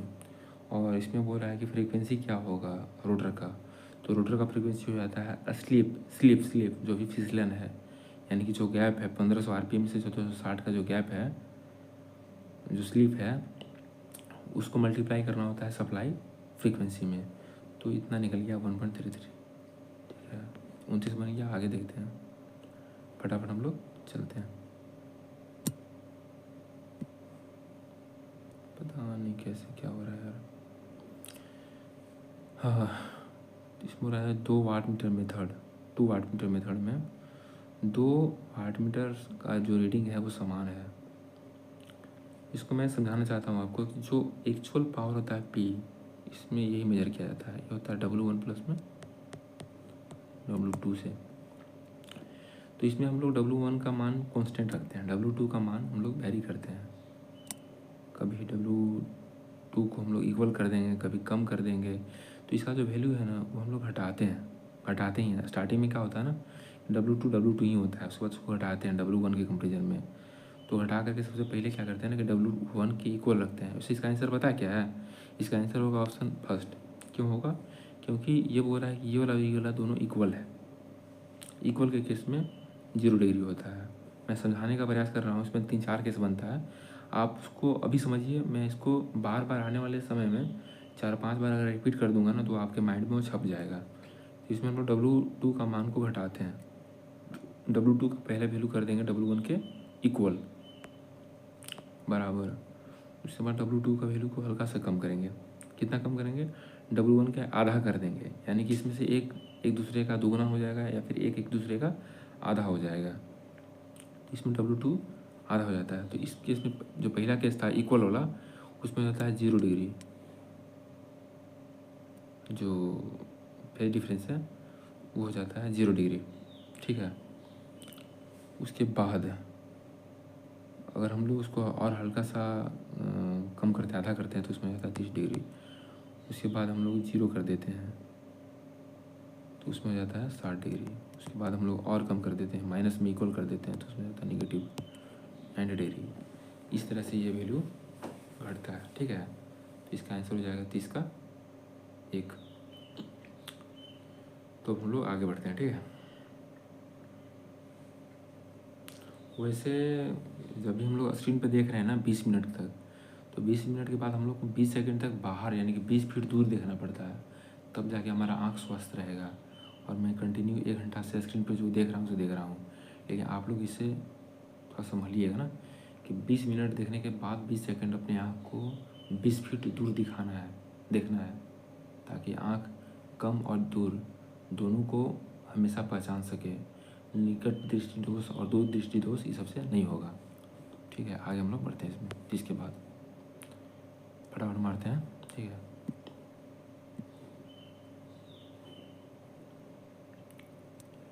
ये बोल रहा है कि जो ड्राइंग के लिए संक्षिप्त अक्षर यानी कि एब्रिविएशन, इसको शॉर्ट फॉर्म में हम लोग क्या लिखेंगे, ड्राइंग को शॉर्ट में हम लोग क्या लिखेंगे। तो ड्राइंग का जो शॉर्ट फॉर्म है वो है DRG डॉट, मतलब फर्स्ट है ऑप्शन। आगे बढ़ते हैं। बोल रहा है कि परिपथ, ठीक है, परिपथ सर्किट में दो से अधिक परिपथ घटकों के लिए एक सामान्य संयोजन प्रदान करने वाले विभिन्न नोड्स पर वोल्टता का पता लगाना है। तो थोड़ा देर पहले हम लोगों ने कुछ KCL KVL देखा था ना, उसमें हम लोग KCL को लगा भी रहे थे। उसमें क्या हो रहा था ना कि यहाँ पर ऐसे करके सर्किट बनता है, आप करंट सोर्स, वोल्टेज सोर्स जो भी रहेगा। तो यहाँ पर हम लोग वोल्टेज भी मान लेते हैं। ये जो भी मानते हैं इसी को बोलते हैं हम लोग नोडल वोल्टता विश्लेषण, यानी कि नोडल वोल्टेज एनालिसिस। इसका आंसर हो जाएगा ऑप्शन 3। बोल रहा है क्या कि नोड पर हम लोग वोल्टेज लगाएंगे। देखिए पढ़िए, नोडल यानी नोड्स पर वोल्टता का पता लगाते हैं, भी को पता लगाते हैं किस में, नोडल वोल्टता विश्लेषण में, यानी नोडल वोल्टेज एनालिसिस में। आगे हम लोग देखते हैं 33 नंबर में क्या बोल रहा है कि परावैद्युत तापन यानी कि डाइलेक्ट्रिक हीटिंग का अनुप्रयोग नहीं करते हैं। तो लकड़ी को जोड़ने में करते हैं, ऑब्वियसली करते हैं। जो प्लाईवुड रहता है उसमें हम लोग डाइलेक्ट्रिक हीटिंग का ही प्रयोग करते हैं। प्लास्टिक को गर्म करने से पहले से गर्म करना, प्री हीटिंग, तो प्लास्टिक को हीट कर सकते हैं, हाँ कर सकते हैं। क्यों? क्योंकि ये भी एक डाइलेक्ट्रिक है, इंसुलेटर है ना जी, तो डाइलेक्ट्रिक हो गया ना, तो इसको भी हम लोग कर सकते हैं, ठीक है। और ये क्या होता है ना, कैपेसिटर वाला इफेक्ट पे काम करता है। अंदर में जितना भी डाइलेक्ट्रिक रखा हुआ है ना, सभी को हीट करता है। तो क्या बोल रहा है ऑप्शन 3 में कि सरफेस को कठोर बनाता है। सरफेस को कठोर कैसे बनाएगा? ये सरफेस पे थोड़ी ना काम करता है, ये तो पूरे बॉडी में काम करता है ना, पूरा बॉडी में काम करता है ये वाला। तो ये इसका नहीं होगा ये आंसर, सिर्फ सरफेस पे थोड़ी करता है, ये पूरा का पूरा बॉडी में काम करता है कैपेसिटर। तो ये सरफेस को कठोर बनाने वाला आंसर गलत हो जाएगा, पूछ रहा है नहीं है। आगे जो चौथा ऑप्शन है बोल रहा है कि इलेक्ट्रॉनिक सीवन, यानी कि इलेक्ट्रॉनिक सीलिंग। ये क्या है ना कि ये प्लास्टिक हम लोग जैसे क्या करते हैं कि जैसे सील करते हैं, मोमबत्ती लगा करके जो कोई भी सामान पैकेट रखा हुआ है उसको अगर सटाएंगे सामने में तो क्या हो जाता है, वो सील हो जाता है कुछ इस तरह से। यहाँ एक मोमबत्ती है, इसमें लाइट है, जल रहा है, ठीक है। इसमें हम लोग प्लास्टिक लेकर के जाएंगे, 2 प्लास्टिक है इसमें, तो हम लोग इसको सील करना होगा ना, तो इसमें हम लोग यहाँ पर से सील कर देते हैं। तो इसी बोल रहा है इलेक्ट्रॉनिक सीवन।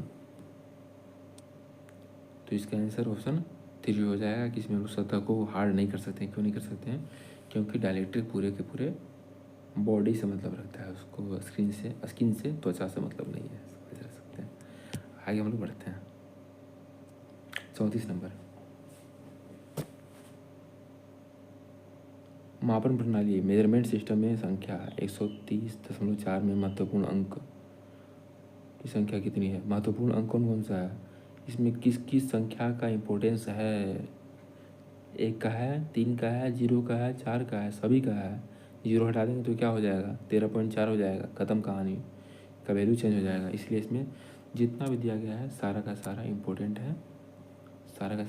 है, 1 का भी इम्पोर्टेंस है, 3 का भी इम्पोर्टेंस है, 0 का भी इम्पोर्टेंस है और 4 का भी इम्पोर्टेंस है। तो इसमें चारों का चारों सिग्निफिकेंट फिगर है। वही ऐसा अगर हो जाता है ना 130.0, तो इसमें इसको हम लोग नहीं मानते, इसमें सिग्निफिकेंट फिगर कितना हो जाता है? 3 हो जाता है। लेकिन इसमें कितना है? 130.4 है, यानी कि इसमें 4 है। ऑप्शन पहला 4। आगे बढ़ते हैं। ये सवाल है, देखिए, 1 मीटर लंबाई वाला एक चालक फ्लक्स घनत्व है 1.4 W/m² के चुंबकीय क्षेत्र की दिशा से 30 डिग्री की कोण पर गति करता है। यदि चालक का वेग 40 मीटर पर सेकंड है तो इसमें प्रेरित EMF की गणना करें। देखिए इसमें 2 फार्मूला में लोगों को कन्फ्यूजन होता है। एक होता है फोर्स बराबर BIL साइन थीटा, एक होता है V बराबर BLV साइन थीटा। मैंने इसको याद जो किया है ट्रिक से वो ये है ना कि हम लोग अगर कहीं फोर्स लगाएंगे, जैसे अगर फोर्स लगाते हैं, जैसे ड्रिलिंग मशीन हो गया या फिर हथौड़ी हो गया, कहीं भी कांटी उटी हो गया, अगर फोर्स लगाते हैं तो क्या होता है, उसमें बिल हो जाता है, छिद्र हो जाता है, छेद हो जाता है। तो फोर्स लगाएंगे तो बिल हो जाएगा, इसलिए इसका ये ट्रिक से मैंने इसको याद किया था, आप लोग देख लीजिएगा, ठीक है। और बच गया है दूसरा ऑप्शन V बराबर BLV साइन थीटा। तो इसमें हम लोग इसको बना देते हैं। B दिया है, B का वैल्यू हाँ 1.4 दिया है, 1.4 मल्टीप्लाई करना किस में, L दिया है, लेंथ दिया है 1 मीटर, 1। सुबह हो गया क्या है भाई?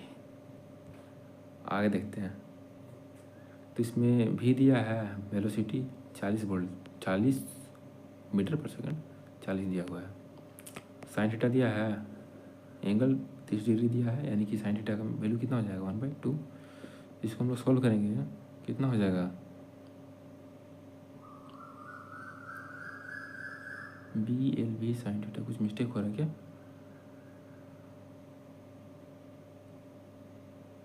बी दिया 1.4, एल दिया है 1 मीटर, BLV साइन थीटा 1/2 4 40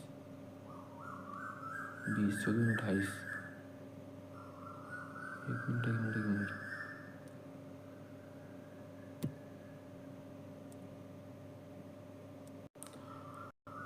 तो ये जो क्वेश्चन है ना, क्वेश्चन में यहाँ पे जो 1 मीटर लिखा हुआ है वो 1 मीटर नहीं था। जो रियल क्वेश्चन था ना उसमें यहाँ पर 5 मीटर था। मैंने इसको लिखने में मिस्टेक कर दिया है। तो इसका जो वोल्टेज का फार्मूला था V बराबर BLV साइन थीटा, इसमें हम लोग फिर से अब रखते हैं, देखते हैं। तो B कितना हो जाएगा 1.4 हो जाएगा, L कितना हो जाएगा 5 मीटर हो जाएगा, V कितना हो जाएगा 40 हो जाएगा, और साइन थीटा कितना हो जाएगा 1/2 हो जाएगा।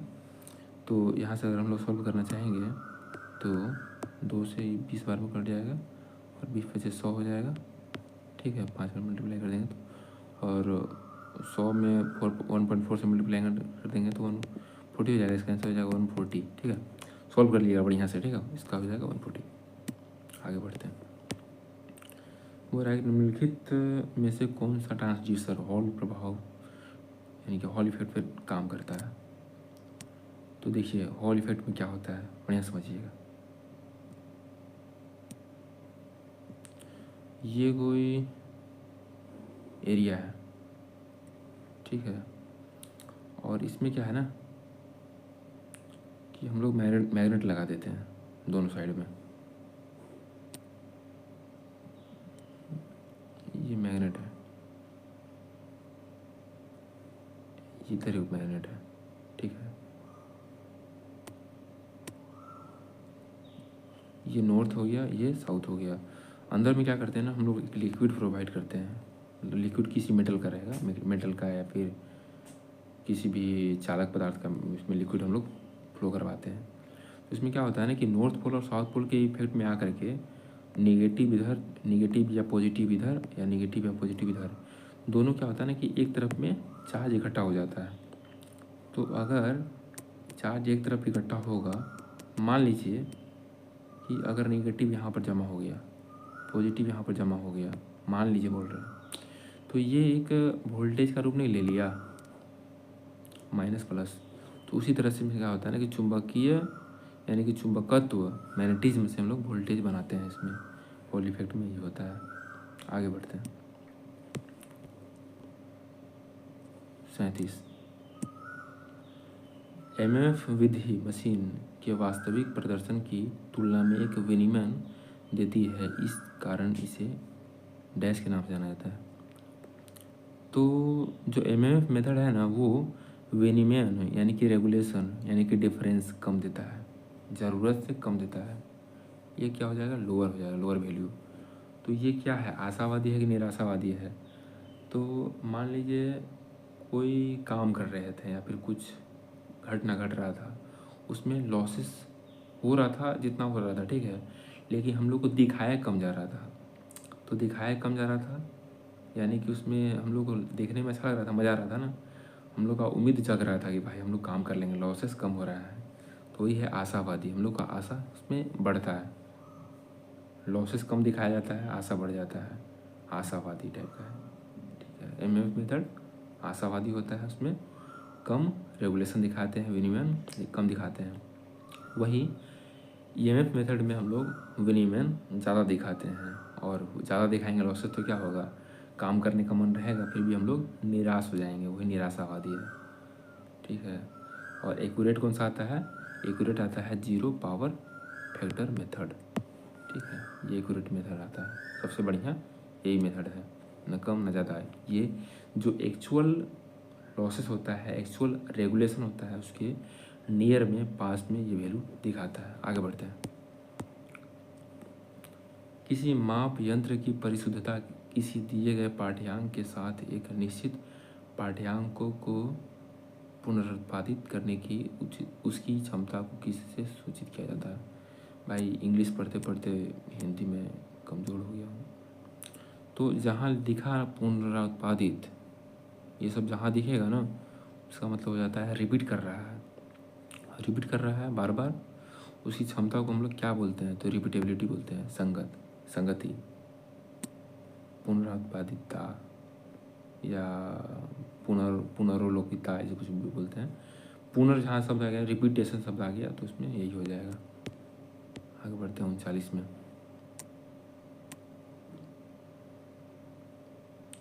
100 वोल्ट की लाइन वोल्टेज और 40 एम्पियर की लाइन धारा के साथ 3 कला डेल्टा संयोजन प्रणाली की प्रतिघाती शक्ति क्या है यदि वोल्टेज और धारा के बीच का अंतर 36.87 डिग्री है।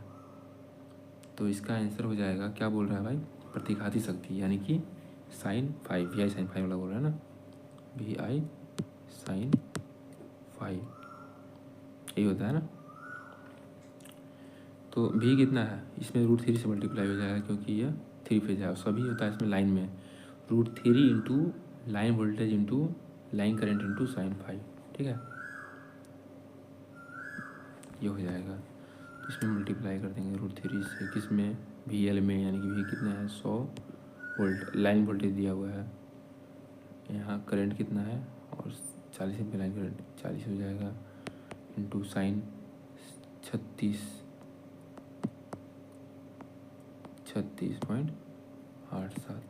ये हो जाएगा। इसको सॉल्व करिएगा।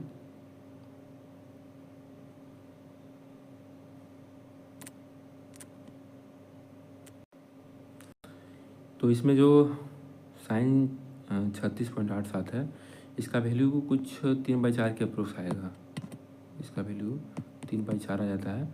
तो इससे इसको सॉल्व करिए, 3/5 आएगा, ठीक है, 3/5 आएगा। इसका वैल्यू याद रख लीजिएगा ना, 3/5 होता है। और यही अगर कोस 36 रहता है तो उसका वैल्यू जाता है 4/5। ये सब याद रख लिया करिए, ठीक है, आपको बहुत काम आएगा। तो इसको जब सॉल्व करिएगा ना, तो आपका ऑप्शन फर्स्ट आ जाएगा। आगे बढ़ते हैं क्योंकि बहुत टाइम हो गया।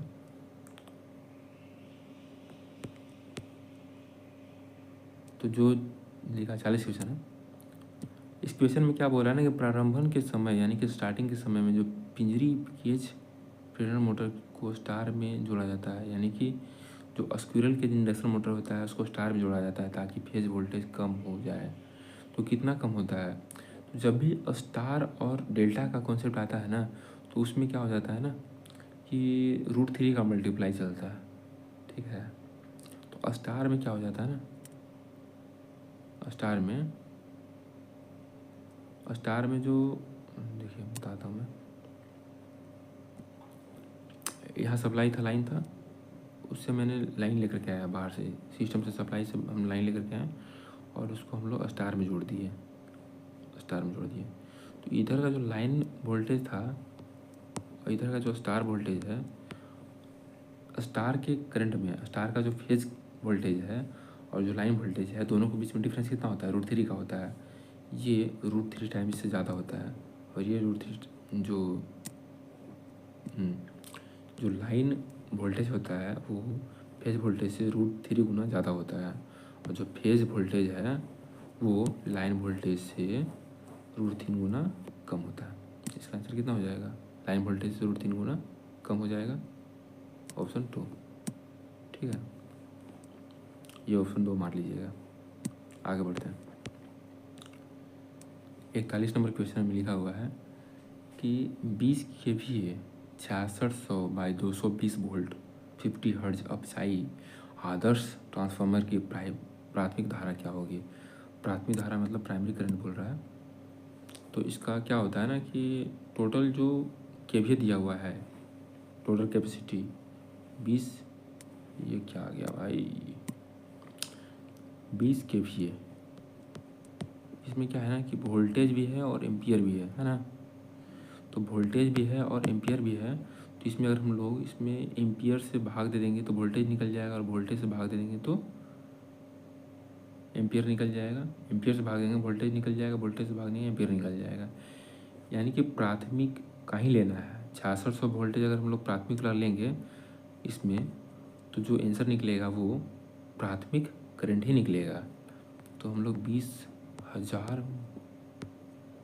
वोल्ट एम्पियर में भाग दे देंगे 6600, तो जो आंसर बनेगा वो हो जाएगा कितना, जो भी आंसर आएगा वो हो जाएगा प्राइमरी करंट यानी कि प्राथमिक धारा। देखते हैं निकाल के, 100/33 ये होगा ना, 33,93, ऑप्शन 3, ऑप्शन 4 यही आएगा ना इसका आंसर, पक्का यही आएगा। आगे बढ़ते हैं। 42, यदि एक 3 phase 400 volt 50 hertz synchronous motor की चाल 3 गुना कर दी जाए तो मशीन की दक्षता क्या होगी। इसका एफिशिएंसी यहाँ पर देखते हैं। जो 42 नंबर क्वेश्चन है इसमें क्या बोल रहा है कि 3 phase 400 volt 50 hertz synchronous motor की चाल 3 गुना कर दी जाए तो मशीन की दक्षता क्या होगी। यह इसके स्पीड पर डिपेंड नहीं करता है, इसको इसके स्पीड से कोई मतलब नहीं है, ये क्या होगा, स्थिर ही रहेगा। ठीक है, अब लोग आगे बढ़ते हैं। 43 नंबर जो क्वेश्चन है उसमें क्या बोल रहा है कि 100 फेरों वाली कुंडलन को 1 मिली वेबर के चुंबकीय फ्लक्स क्षेत्र में रखा जाता है। यदि कुंडली को 0.2 सेकेंड में 0.4 मिली वेबर के चुंबकीय फ्लक्स क्षेत्र में ले जाता है तो प्रेरित औसत विद्युत वाहक बल याद कीजिए। तो इसमें क्या होता है ना कि विद्युत वाहक बल यानी कि इंड्यूस्ड ईएमएफ का जो फॉर्मूला होता है E बराबर होता है -nu × d∅/dt। तो जो d∅ क्या है वो है चेंज इन फ्लक्स, कितना चेंज हो रहा है।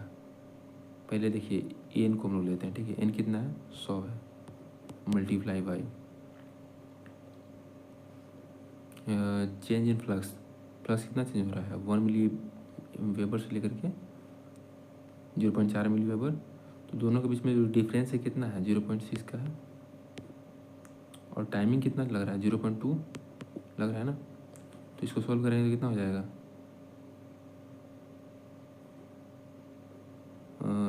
इस चूँकि इससे सब है मिली वेबर में, ये है मिली वेबर में, ये जो था ना ये टर्म मिली वेबर में है। तो जो टोटल सॉल्व करके आएगा ना वो हो जाएगा इसका आंसर। मिली वेबर का मतलब जानते हैं ना, 1 मिली वेबर में कितना हो जाता है 10⁻⁻3, ठीक है, -3 हो जाता है। तो इसको हम लोग सॉल्व करेंगे ना, इससे ख़त्म 3 बार में 300 मिली वोल्ट, 300 मिली वोल्ट हो जाएगा यानी कि 0.3 वोल्ट। आगे बढ़ते हैं।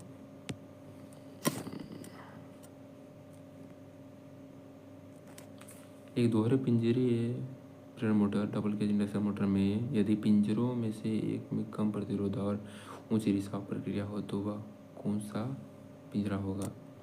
तो देखिए डबल केज इंडक्शन मोटर में क्या होता है कि एक रोटर होता है और एक रोटर में 2 रोटर हम लोग फिक्स कर देते हैं। तो जो अंदर वाला रोटर होता है ना वो बनता है प्योर मेटल का यानी कि होता है कॉपर का, बाहर वाला होता है पीतल का यानी कि ब्रास का। तो जो अंदर वाला है वो कम प्रतिरोध वाला है और हाई लीकेज रिएक्टेंस वाला है, और जो बाहर वाला है ना वो ज़्यादा प्रतिरोध वाला है। क्यों प्रतिरोध ज़्यादा होता है, क्योंकि पीतल मिश्र धातु है और मिश्र धातु का जो प्रतिरोध है वो उसके मूल धातु से ज़्यादा होता है। तो इसमें जो कॉपर है उसका मतलब जो इंटरनल है यानी कि इनर है, आंतरिक है, आंतरिक वाला जो पिंजरा है, भीतरी पिंजरा है, उसका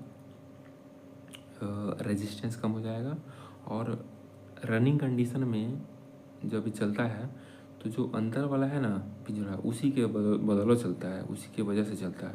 तो इसका जो आंसर हो जाएगा वो भीतरी पिंजरा हो जाएगा, उसका प्रतिरोध कम हो जाता है और रिसाव प्रतिक्रिया यानी कि लीकेज रिएक्टेंस ज़्यादा हो जाता है। आगे बढ़ते हैं।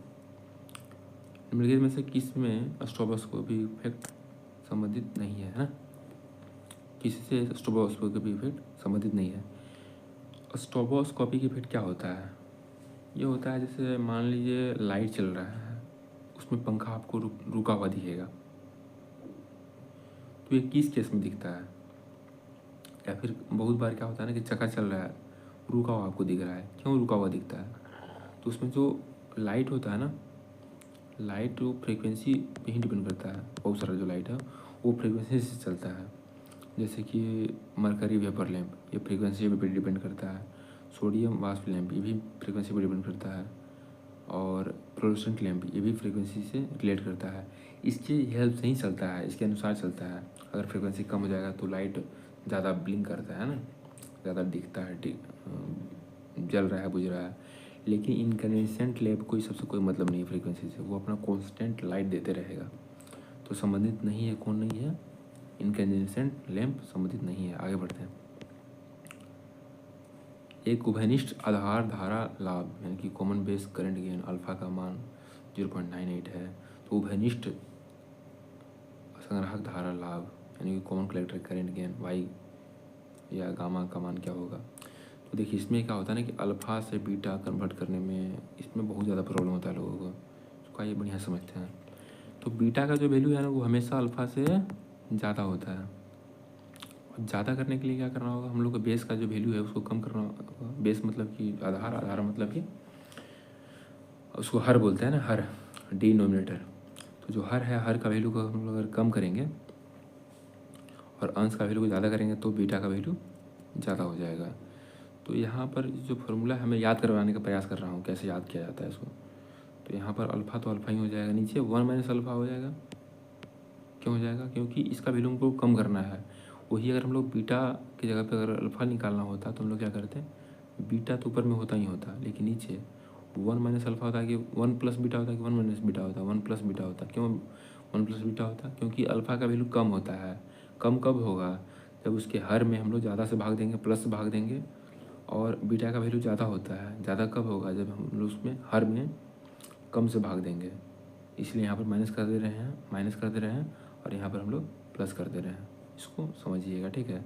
तो बीटा बराबर क्या हो जाएगा? अल्फ़ा बटा में 1 माइनस अल्फ़ा। बीटा निकल गया ना, 1 अल्फ़ा बटा में 1 माइनस अल्फ़ा, 0.98 बटा में 1 माइनस 0.98 हो जाएगा कितना? 0.02। घटाएंगे नीचे इसको तो कितना हो जाएगा? ये 49 हो जाएगा। इसका आंसर कितना हो जाएगा? 49। गधा, 49 होगा। क्या पूछा है? गामा पूछा है। गामा और कितना हो जाएगा? बीटा प्लस में 1। इसका आंसर हो जाएगा 1 प्लस बीटा यानी कि 49 प्लस में 1 50। ऑप्शन 4 होश में रहा करो। आगे बढ़ते हैं। हो रहा है कि बाइपोलर जंक्शन ट्रांजिस्टर बीजेटी में किस परत में डोपिंग का स्तर उच्चतम होता है? डोपिंग का स्तर उच्चतम कहाँ होगा? जहाँ से हम लोग इलेक्ट्रॉन खींचेंगे। 3 होता है ना जे, इमीटर यानी कि उत्सर्जक, बेस यानी कि आधार, कलेक्टर यानी कि संग्राहक। तो हम लोग कहाँ से करंट को कलेक्ट करते हैं? इलेक्ट्रॉन को कहाँ से लेते हैं? हम लोग इलेक्ट्रॉन को लेते हैं यहाँ से, ये जो इमीटर है वहीं से ना, जो उत्सर्जक है वहीं से लेते हैं। तो यहाँ पर डोपिंग का लेवल हम लोग को हाई रखेंगे तब ना ज़्यादा यहाँ से इलेक्ट्रॉन ले पाएंगे, इसलिए इलेक्ट्रॉन यहाँ पर ज़्यादा होता है।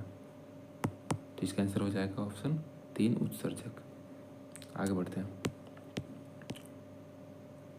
वाटमीटर विधि 2 वाटमीटर मेथड में यदि W1 बराबर V1 I1 cos 30 डिग्री -5 और W2 बराबर इतना दिया हुआ है तो प्रतिघात शक्ति क्या होगा? प्रतिघात शक्ति का एक फॉर्मूला होता है, उसको याद रखिए। क्या होता है दिखाता हूँ।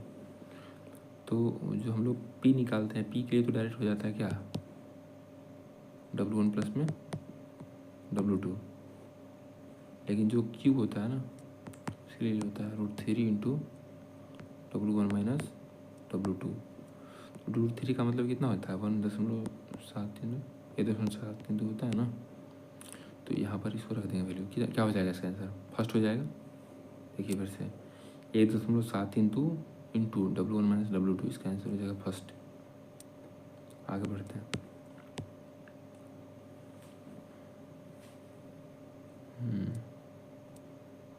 ये क्वेश्चन रटने वाला है, इसको याद कर लीजिएगा, ठीक है। CRO के इनपुट प्रतिबाधा और व्यवहारिक रूप से इनपुट धारिता की एक सीमा होती है। क्या होती है? जो इनपुट प्रतिबाधा होता है ना, इनपुट इम्पीडेंस, वो मेगा ओम में होता है, ठीक है। और जो इनपुट धारिता होती है, इनपुट कैपेसिटेंस, वो होता है पिकोफैराड में। तो जो इनपुट प्रतिबाधा होता है वो इतना हाई क्यों होता है? हाई इसलिए होता है ना क्योंकि वो सिस्टम से नॉइस को काटना चाहता है, वापस भेज देना चाहता है। मान लीजिए कोई सिस्टम है, ठीक है, इसमें अगर हम लोग अगर यहाँ पर जो गेट है, गेट में अगर हम लोग हाई रेजिस्टेंस लगा देंगे, हाई प्रतिबाधा, हाई इम्पिडेंस लगा देंगे, तो इसका जो नॉइस है ना वो अंदर आ ही नहीं पाएगा। इसलिए इसका जो प्रतिबाधा होता है वो ज़्यादा रखा जाता है इसलिए, ठीक है। इसलिए इसका जो प्रतिबाधा है वो हम लोग ज़्यादा रखते हैं। इसका आंसर ऑप्शन 4 हो जाएगा, इसको याद कर लीजिएगा। लास्ट क्वेश्चन है कि एक 1 मिली एम्पियर मीटर मूवमेंट जिसका आंतरिक प्रतिरोध इंटरनल रेजिस्टेंस 100 ओम है, इसको 0 से 100 मिली एम्पियर के स्केल में बदलना है, तो इसका शंट प्रतिरोध का मान ज्ञात कीजिए। इसको भी मैं याद करवा दे रहा हूँ कैसे बनाते हैं। शंट प्रतिरोध बोल रहा है ना, तो शंट प्रतिरोध जो आमीटर है, आमीटर का केस चल रहा है ना, इसमें करंट मेजरमेंट करना है तो आमीटर चल रहा है। तो आमीटर में हम लोग क्या कर देते हैं ना कि यहाँ पर अगर आमीटर है तो इसमें करंट ज़्यादा ना जा करके बाईपास हो जाए, ज़्यादा करंट, इसमें करंट जो मेरा मेन इक्विपमेंट है इसमें से करंट कम फ्लो करे, ज़्यादा करंट नीचे से पार हो जाए, ये हम लोग चाहते हैं। तो ज़्यादा करंट नीचे से पास कब होगा? तो जब इसका रेजिस्टेंस इससे कम होगा तब ना। इसका जो रेजिस्टेंस है इस वाले रेजिस्टेंस से कम होगा तो सारा का सारा करंट नीचे से पार हो जाएगा, बाईपास कर जाएगा, इसमें नहीं जाएगा। तो हम लोग शंट का जो रेजिस्टेंस है उसको हम लोग कम रखना पड़ता है। चलिए हम लोग कम रेजिस्टेंस रखते हैं। तो जो आर एस एच है वो निकालना है, तो ये हो जाएगा आर मल्टीप्लाई बाई, अब हम लोग को आर का वैल्यू कम करना है तो हम उसमें क्या करेंगे, भाग देंगे ना, गुना करेंगे, भाग देंगे तो ही ना आर का वैल्यू कम हो जाएगा। हम लोग आर का वैल्यू कम रखना है, अभी मैंने आपको बताया। तो यहाँ पर हम लोग मल्टीप्लाई करेंगे, गुना करेंगे, मतलब मल्टीप्लाई करेंगे, भाग देंगे, क्या करेंगे, तो इसमें हम लोग भाग दे देंगे कितना से, तो m-1 से। एम कितना है, एम है 1 मिली एम्पियर, ये वाला और ये वाला। हम लोग को 1 मिली एम्पियर से लेकर के 100 मिली एम्पियर तक मेजरमेंट करने वाला एक डिवाइस बनाना था। तो एम का जो वैल्यू हो जाएगा ना वो हो जाता है कितना बनाना है, तो 100 मिली एम्पियर मेजरमेंट करने वाला डिवाइस बनाना है। कितना अभी है, 1 है, तो एम का वैल्यू कितना हो जाएगा, 100 हो जाएगा। तो इसका सॉल्यूशन जब करेंगे हम लोग, आर कितना हो जाएगा, आर कितना दिया है 100 बटा में 99, 100 माइनस 99। तो इसका जो आंसर हो जाएगा ऑप्शन 2 हो जाएगा। भाग दीजिएगा इसको, आंसर निकल जाएगा 100 बटा 99। मैं भाग दे ही देता हूँ यार, आप लोग सोचिए कि मुझे नहीं आता। तो 1 एक बार में लग जाएगा 0.0, जैसे एक यहाँ से बचेगा ना, पॉइंट दिए तो 1 0 हो गया, 0 दिए तो 1 और 0 हो गया, 1 हो गया, ऑप्शन 2। तो इस तरह से इसका मैं लेक्चर समाप्त कर रहा हूँ। अगर आप लोगों को इसमें से कोई भी चीज़ लग रहा है कि इम्पोर्टेंट है और इसमें क्या इम्प्रूवमेंट करना चाहिए, क्योंकि ये मेरा पहला लेक्चर था, तो आप लोग कमेंट में बताइएगा। और इसको भी पूरा फैलाइए सभी जगह, जितना फैला सकते हैं, वायरस की तरह। और चैनल को सब्सक्राइब कर लीजिए। अगर ये PDF चाहिए होगा तो जो मैंने आपको टेलीग्राम चैनल का लिंक बताया है, अगर नहीं भी बताया तो देख लीजिएगा, जाकर के अबाउट सेक्शन में मिल जाएगा, उसमें आप डिमांड करिएगा तो इस PDF को मैं भेज दूँगा। चलिए धन्यवाद। और जो भी लोग लास्ट तक जुड़े हुए हैं उनका नौकरी जल्द होने वाला है। चलिए मिलते हैं अगले वीडियो में।